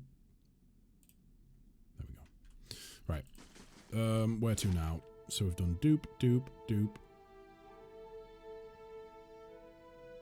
Let's try the apothecary. I don't know why. I've got a sneaky suspicion. Maybe she needed a potion for something. Maybe she was looking for a herbal remedy. Potions for sale. Potions and ooh. Gods keep you. Just ventured into town. I'm about dry on some of my stocks. Just ventured into town. I'm about dry on some of my stocks, but you're welcome to have a look-see. Actually, I'm looking for a missing noblewoman. Oh, that lord's daughter? She was a new shade of green when I seen her the other morning. Chatting with Treagle, she was, just outside his shop. She points at the she points at the crumbling tower. You're talking about morning sickness. Was she pregnant? I don't know how I know that. She's a woman. It was something to do with pregnancy, wasn't it? That's what I feel. I feel that's what my character would say. He would be an idiot that would just immediately assume that any illness that a woman could deal with would almost definitely be as a result of pregnancy. I don't feel like it would be quite as eloquent as this. He would just be like, she's a woman. Is she pregnant? Either way, I'm right, apparently. She was worked into a state about it. She was so sick, she didn't even notice Trigill's stink. I offered her some herbs to take care of the problem, thought it might save her the trouble with her old man, but she wouldn't have it. Yikes. Haron said... Wait. What if they're not going to... What if they're not going to find a suitor and they didn't take the back roads because they were worried about getting spotted or worried about like getting caught up in traffic? What if it's because someone in Einar's, whatever it is, Einar's Cross, Einar's Peaks, I don't know. What if someone there can help out with Hollowborn stuff, and they took the back roads because they don't want anyone to realize that she's pregnant? Thanks for the information. Stranger. How did you get burned? By the flame. How bad does it look? Just say it. I know you'll tell me straight. It looks like it hurts. That's a mighty soft way of putting it. I've been keeping an eye on a drake's nest east of town in Dyrford Crossing. The beast stayed just long enough to lay a clutch and moved on. Thank the Sky Mother it wasn't a full-grown dragon. Fresh eggs are much more useful than the ones that get passed between merchants or left in nests for weeks or more. And that clutch looked to be at its peak, though I'd see about getting an egg. Oh, sorry, thought I'd see about getting an egg. But I didn't realise so many of them had already hatched or that young worms were so territorial. What's so special about these eggs? They're one of the strongest tonics known to Kith. If you leave out Karogolin, of course. Not saying anyone should take that. But dragon eggs are known to make Kith bold, purposeful.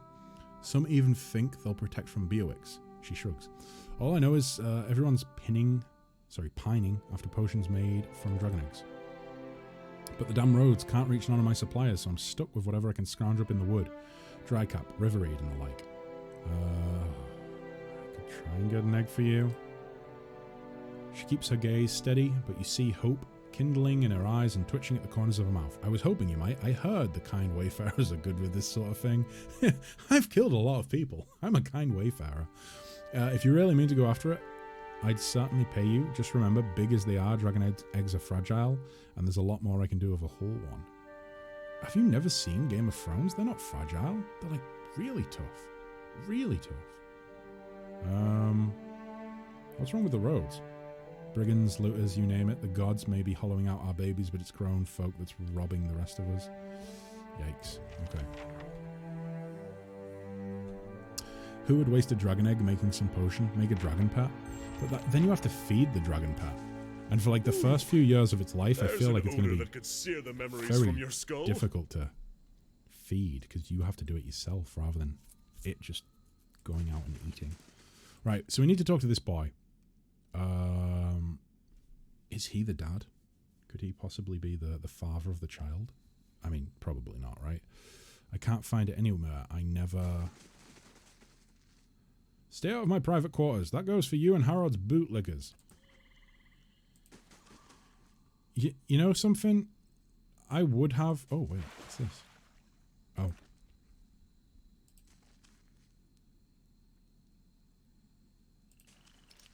Well, what are you... Effigy's eyes! Saban, stop him! He raises his axe, rage in his eyes.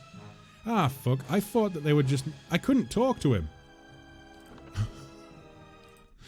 I thought that it was like a friendly warning, like, oh, don't go in there. And then if I open the door, it would be like, she would be sat there, and it would be like, haha, I found you. But no, he was just angry. Oh, now I can talk to her. Now. You're looking to purchase some leather? What can you tell me about, her? Only that her father's men have been barging down doors and stirring up trouble looking for her. I never met her myself. That's funny, because, Hendina said that the two of you met. He folds his arms, the smell of tallow and animal dung wafting over him. Did she now? What else did she say? That she was pregnant. Really? That would explain a lot. Her father's dragged her out here to get hitched to some backwoods noble. She wanted an escape, all right, and I was happy to give it to her.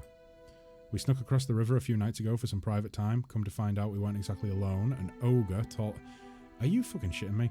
An ogre taller than Wimfrith's tails sprung out of the forest, and we were so lost in the heat of the moment we didn't notice until it was upon us. It grabbed her and disappeared into the night before I could even pull my britches up. Don't take this the wrong way, but this shop smells like an outhouse. Am I really to believe that a lord's daughter snuck into the woods with you? Curb that clever tongue of yours. I'm afraid there's no right way to take that, stranger. I meant no offense. I'm just trying to find her. I really do not believe that you managed to seduce a lord's daughter. As I was saying, the ogre vanished with her. Probably took her to its lair, wherever that is. She could still be alive. I'm in no shape to go after her.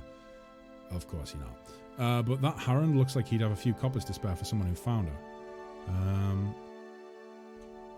Others around here have seen the ogre east of town. Took most of Rumbold's pigs the other day. If someone were to find it, there'd be a lot of grateful people in Deerwood. Something else... Oh, Dyrford, sorry. Something else you need. What's in the collapsed tower? It's collapsed. Nothing. A few hides on stretching racks, and the tallow stench Dengler's always grumbling about. He's up to something.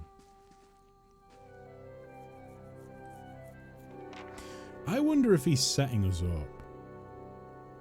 Could it be that, like, he's actually killed her and she's in the back room and he's sending us to the troll because he thinks the troll will kill us and then that'll be the end of his problem?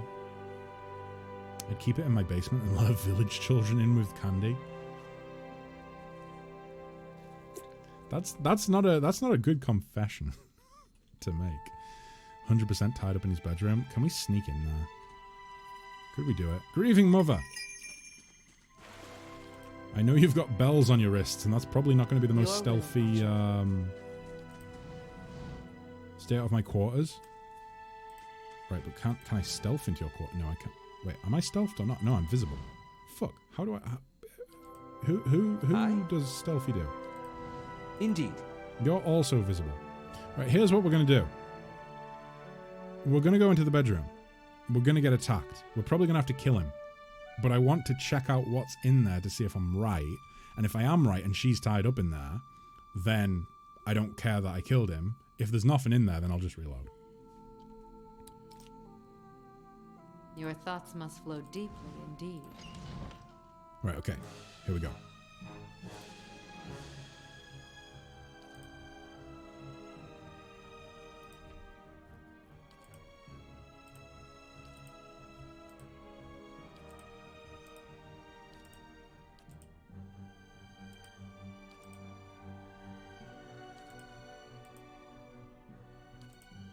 Right, so let me see here.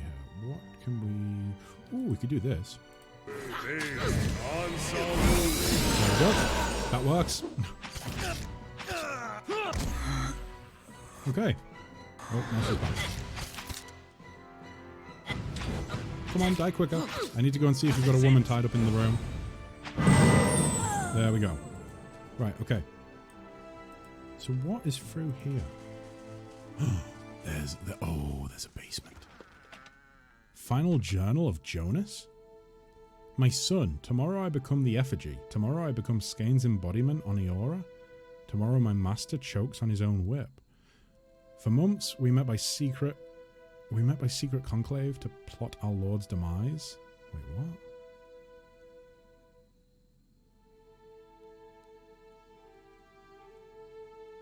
Some sort of fucking cult? Skane will inhabit my body?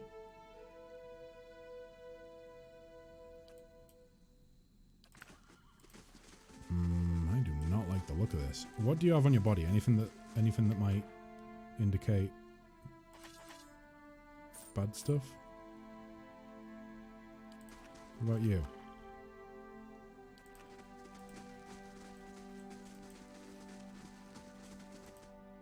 He could still potentially be a bad boy.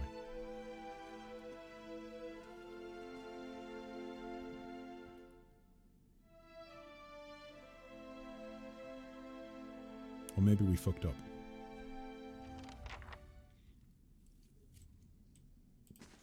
Blood legacy?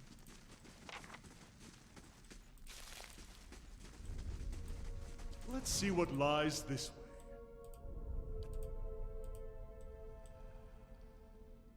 Oh, there's beetles. I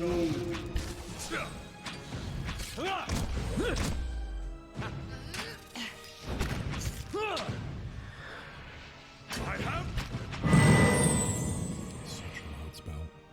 Right. I'm not entirely convinced that. Oh my god, it's an entire dungeon. So this is the ruins. I don't think she's down here. I don't think she's down here, is she? I mean, let's do I really want to go for a full dungeon just to find out that she's not here and I killed someone and need to reload? Because I think we just, yeah, let's cut our losses. Oh my god, you son of a bitch! Why does it always overwrite the saves? Right, so I'm gonna have to go back here. Oh my god, are you shitting me? Son of a bitch! Always fucking overwrites the most recent save. I don't know why. Either way, so she's going to be, yeah, so coming out of the mill, going over here, and rushing through dialogue with Hendina. Hendina, is that the right name?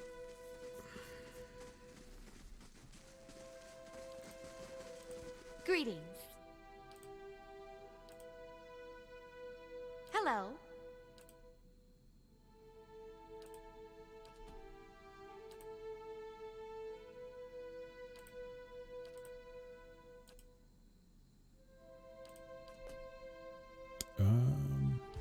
Okay. Right, then That's over here. fragrant.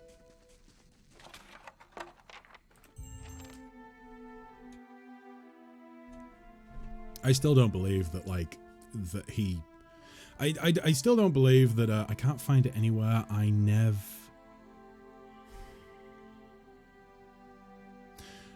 still don't believe that this guy that stinks of piss... Good day to you. ...seduced a lord's daughter. What can you tell me about her? Well, yeah, she was pregnant.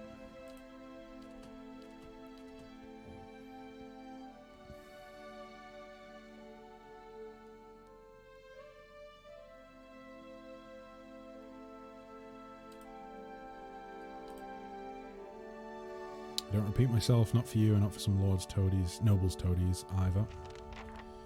Fucking prick. Right. Okay, we'll go deal with this troll.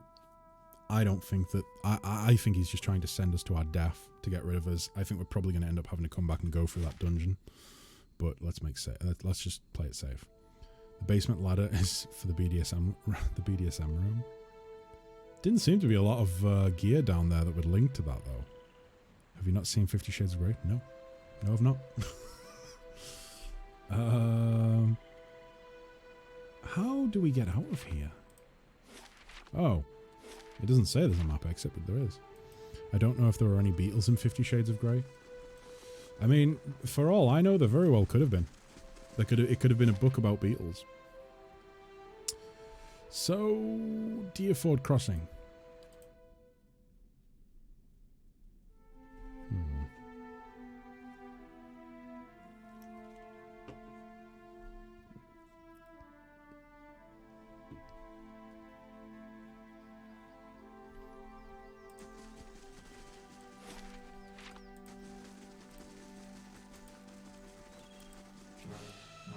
More beetles.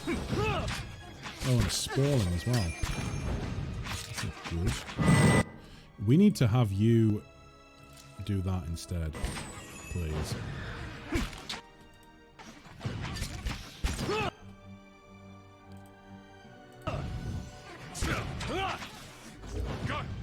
That's not very helpful. There we go. Okay. So is there anything actually up here, or is it just no, just a bunch of enemies? Okay. So he said about being like alongside the river,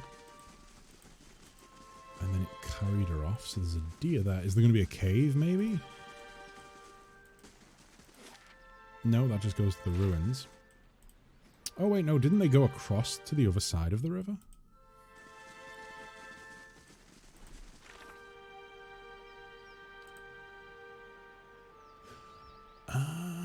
Yeah, it definitely was linked. That basement was definitely linked because the quest updated after we went in there. Oh fucking hell, Zaros. So I think we're wasting our time, but let's do the quest the proper way. Let's follow the path that it's set for us. Rather than being on. That's not very helpful. Oh, nice.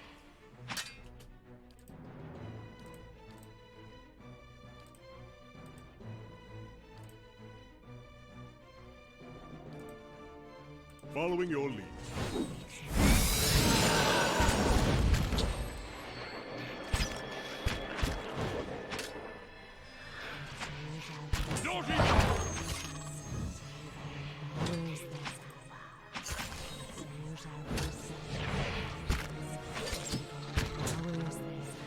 Some of these abilities are pretty good.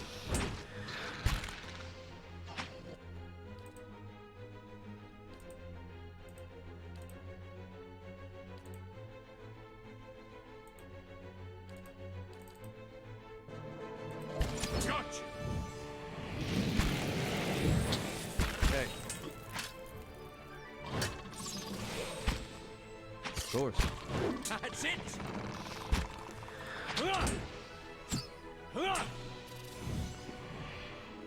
Isn't Cypher really OP? Too early for me to say, honestly, but it seems like a pretty fun class to have in the pie. I will say that much. The abilities seem to have, like, I know that it's been said a few times that a lot, like most of the classes, well, all of the classes are somewhat on par with each other. But the abilities, like the sort of pure versatility that Cypher seems to have available to it, does seem pretty OP.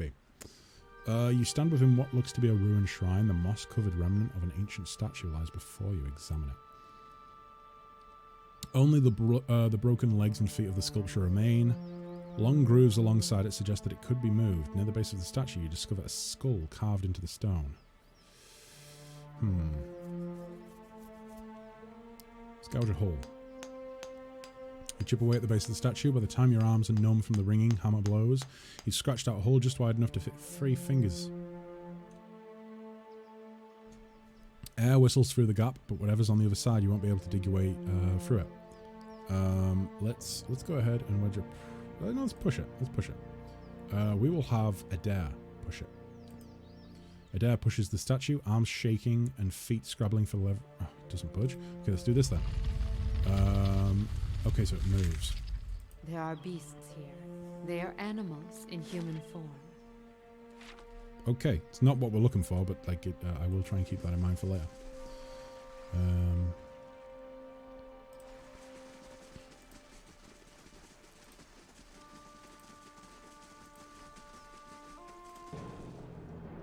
Fucking Ruskies just bombed my country by accident. They thought it was Ukraine. Jesus fucking Christ.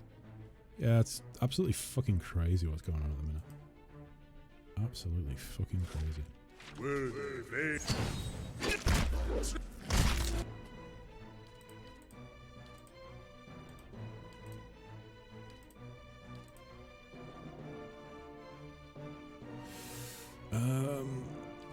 Let's do that. Let's try out the, yeah. Jumps to 5 different targets, right?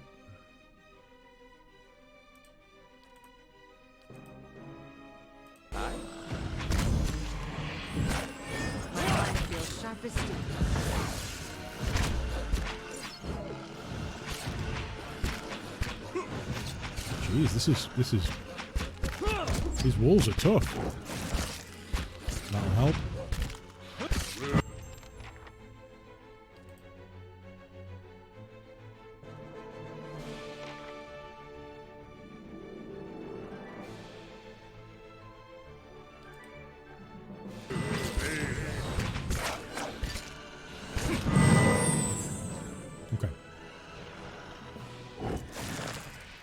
Be some political scandal tomorrow? I would hope so. I mean, fucking hell. You can't just bomb another country and expect them to be like... you can't just bomb another country and be like, sorry, we thought you were someone else. Oh, yeah? Okay. Okay, I see how it is. Yeah, Europe does seem to be in a bit of a fucking mess at the minute. It's fucking weird as fuck to think about that, you know... This is going on.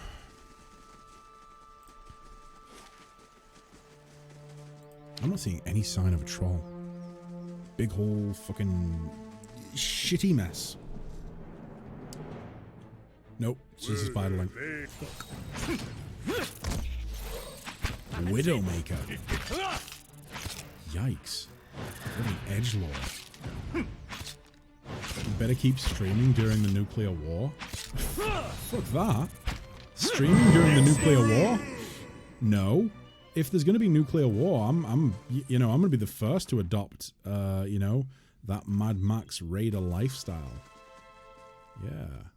I can be like, we'll go Viking. That's what we'll do. We'll go Viking. As soon as the nuclear war breaks out, the neighbors have a nice TV. I'll go take that first. Oh. Grizzly Cave. I don't think I'm gonna like what we find in here, am I? I don't think that mother's coming back alive. She probably is in his basement. It's gotta be said. She's probably tied up in that basement. They shall see nothing while I see much. Wow. Loads of spiderwebs. I don't think this is the right place. What the fuck? Where are these bastards at? Or where? Or should I say, where's this bastard at? The bastard, of course, being the troll, which is maybe actually non-existent. I'm starting to think. Could be the case. Let's go ahead and do that on the Hey. Wait, what? Oh fuck, we are surrounded. Oh fuck. I see. I see. Okay. This is not good at all. Das ist nicht gut. Das ist nicht gut. Oh boy, oh boy. Yeah, this is a TPK waiting to happen. Jesus fucking Christ. We were set up. I mean, in fairness, he didn't say that they came in here, right? He just said that it took off with her. So this is a TPK of my own creation. What can you do? What can you do? Silent scream. Let's try this. Let's do it on... Oh boy. Let's do it on me. Or you, should I say. Right. You're going to put that on.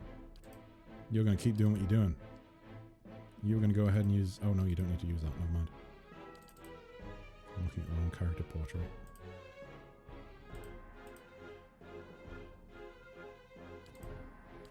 Hey. Well, that's her almost down again. Let's try this. Oh, she's stunned. Never mind. Yeah. Adair's still doing good. Still just, you know, doing God's work. This is too much to deal with.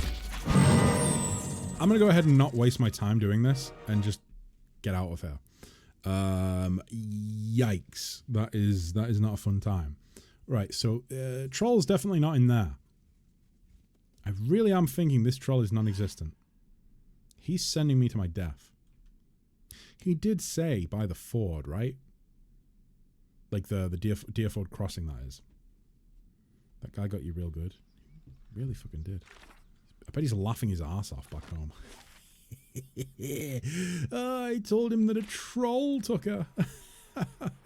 Meanwhile, she's really tied up in the BDSM basement. Ha ha ha ha ha. Ho ho ho ho. Fucking asshole. Okay. Oh, there's a body. Could that be her body? It looks like it's interactable. Is it interactable? Can I climb up there? It is interactable. I don't know. I mean, I bet we have to go up, like, through there and then out. Stop. Canal, what are you doing?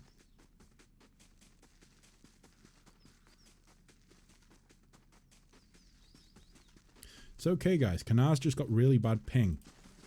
It's all good.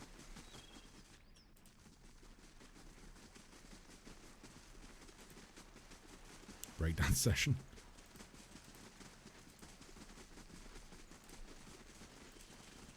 Oh.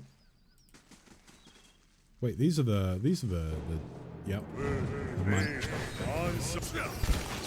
Okay, this is a bit better.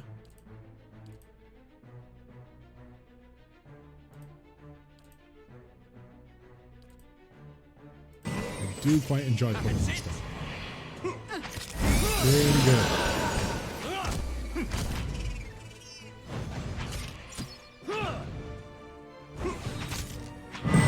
Okay, and now we kill that one as well. Now that it's on its own, it's like, oh, I killed my friends, my family, my brothers and sisters. Shut-eye about now.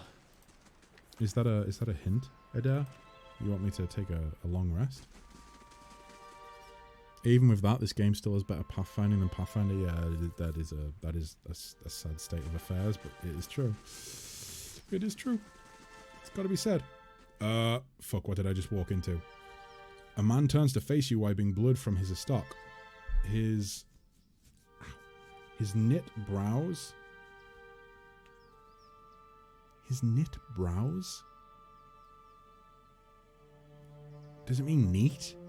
His neat brows betray a moment of confusion. But as he watches you, a slow, confident smile creeps over his face. The Iron Brand does not meet many travellers this far from the road. What would they be doing out here? An elven man cocks his head at the other, probably after the dragon egg, same as us, boss. A dwarf curses and spits into the grass. It's a rhetorical question, you dimwit. He tightens his grip on his sword.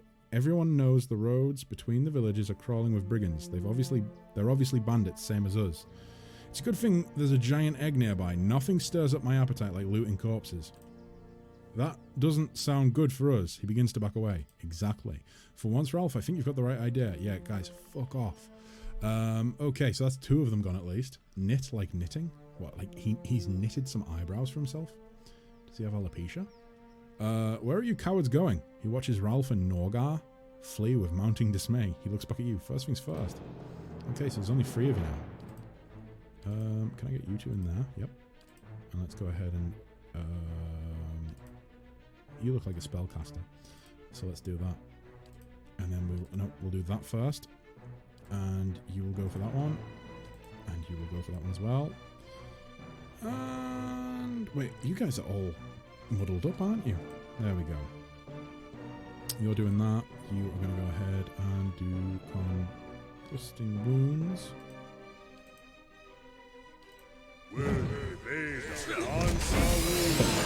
They moved. They moved. Brows knit together when frowning. I've never heard that phrase before. Like when someone does that, when someone frowns. I've never heard that. I'm obviously not well read enough. I don't. That phrase has missed me out this far in life. Might just be that it's like not a phrase that's used around. Possibly. I don't know. No, I've never heard brows knitting together like that.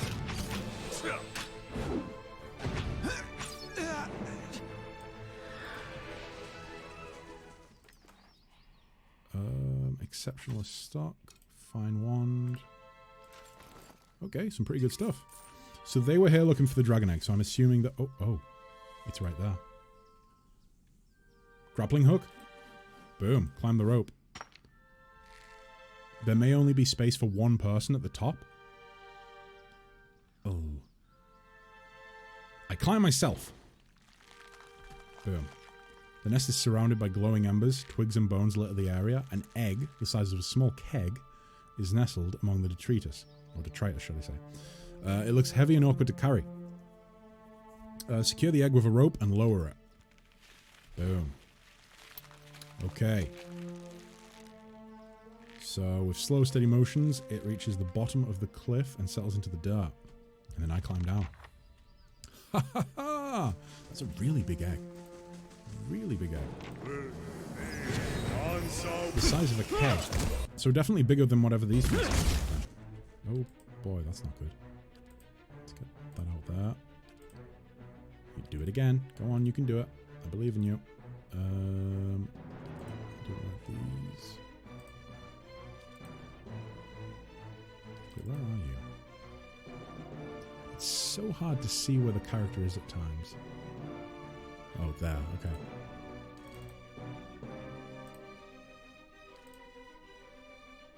Your thoughts must flow deeply. Oh boy, oh boy. You need to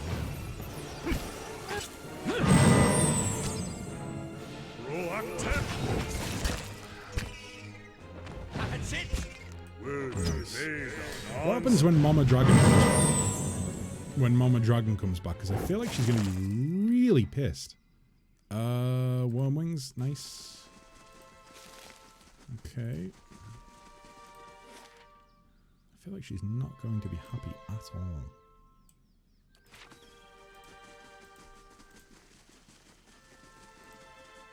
Can I not loot this? Oh, no, I can't. Right, okay. So it looks like I was wrong, and this is not the place where... Did we just lose the stream for a sec, though? Did we just lose the stream? I think we're good. Let me know if you can still see me, guys. For some reason, I don't know if it's like... I don't think it's my internet having issues. I think it's Twitch chat. For some reason, Twitch chat today has... like on my phone, it was disconnecting and then reconnecting. It's just on the same thing on the PC. All good. You can still see my pretty face. Well, that's good then. That's good. But yeah, I think maybe it's something with Twitch chat going on today. So the only other thing here is the Grizzly Cave, and I mean this thing, but I don't think that it's not. She's not going to be in there. Or could she? I don't even think I'm in the right place.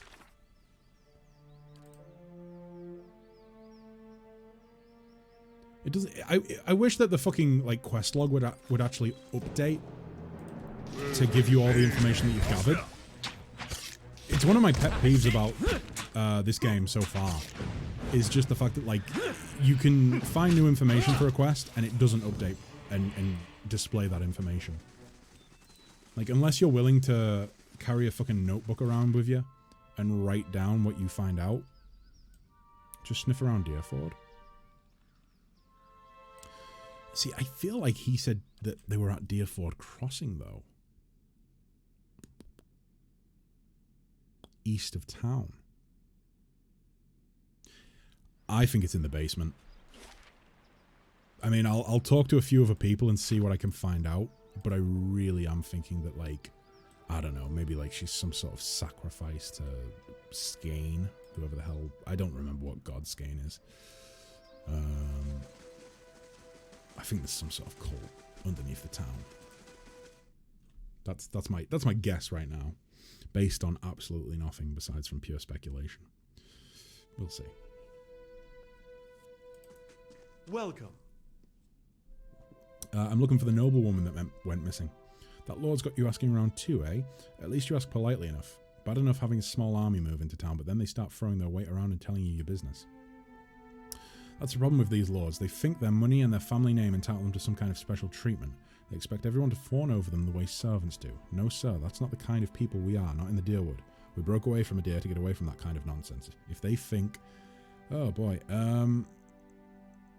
Listen, I can certainly understand that, that you know, that you feel that way, but at the moment, I'm just looking for his daughter. Of course, I was just getting to her. I haven't seen her, not since she went missing anyways. Well, what a fucking load of help you were. You just wanted to rant to me? She mostly kept to herself. He shrugs and wipes at the buckler again. But you know how women are, always carrying on, full of palaver once you get any two of them together. Perfectly harmless, mind you. I'm not criticising, just feels like they never run out of things to say. That girl seemed rather quiet. Downright shy, if I do say so, but even Hendina got her talking, just goes to show you. See, oh, you know what? Let's actually sell some traveler. Show me what we've got to sell. Let's sell all of this junk. Boom.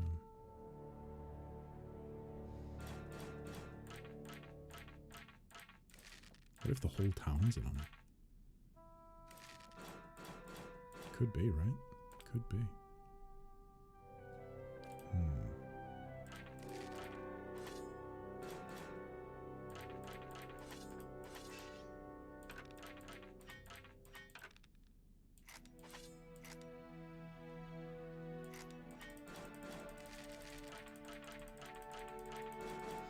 So many shields.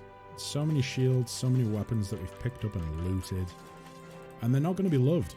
You know, they're just going to sit in my inventory for eternity. So we might as well sell all of this shit. Make a pretty penny. Maybe actually even buy some new gear. That could be kind of fun. Let's trade that. So,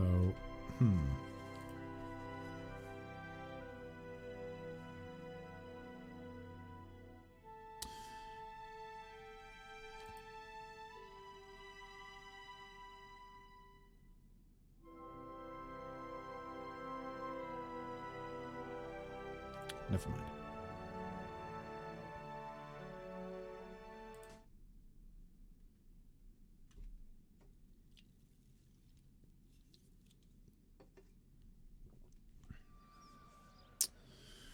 Right. So.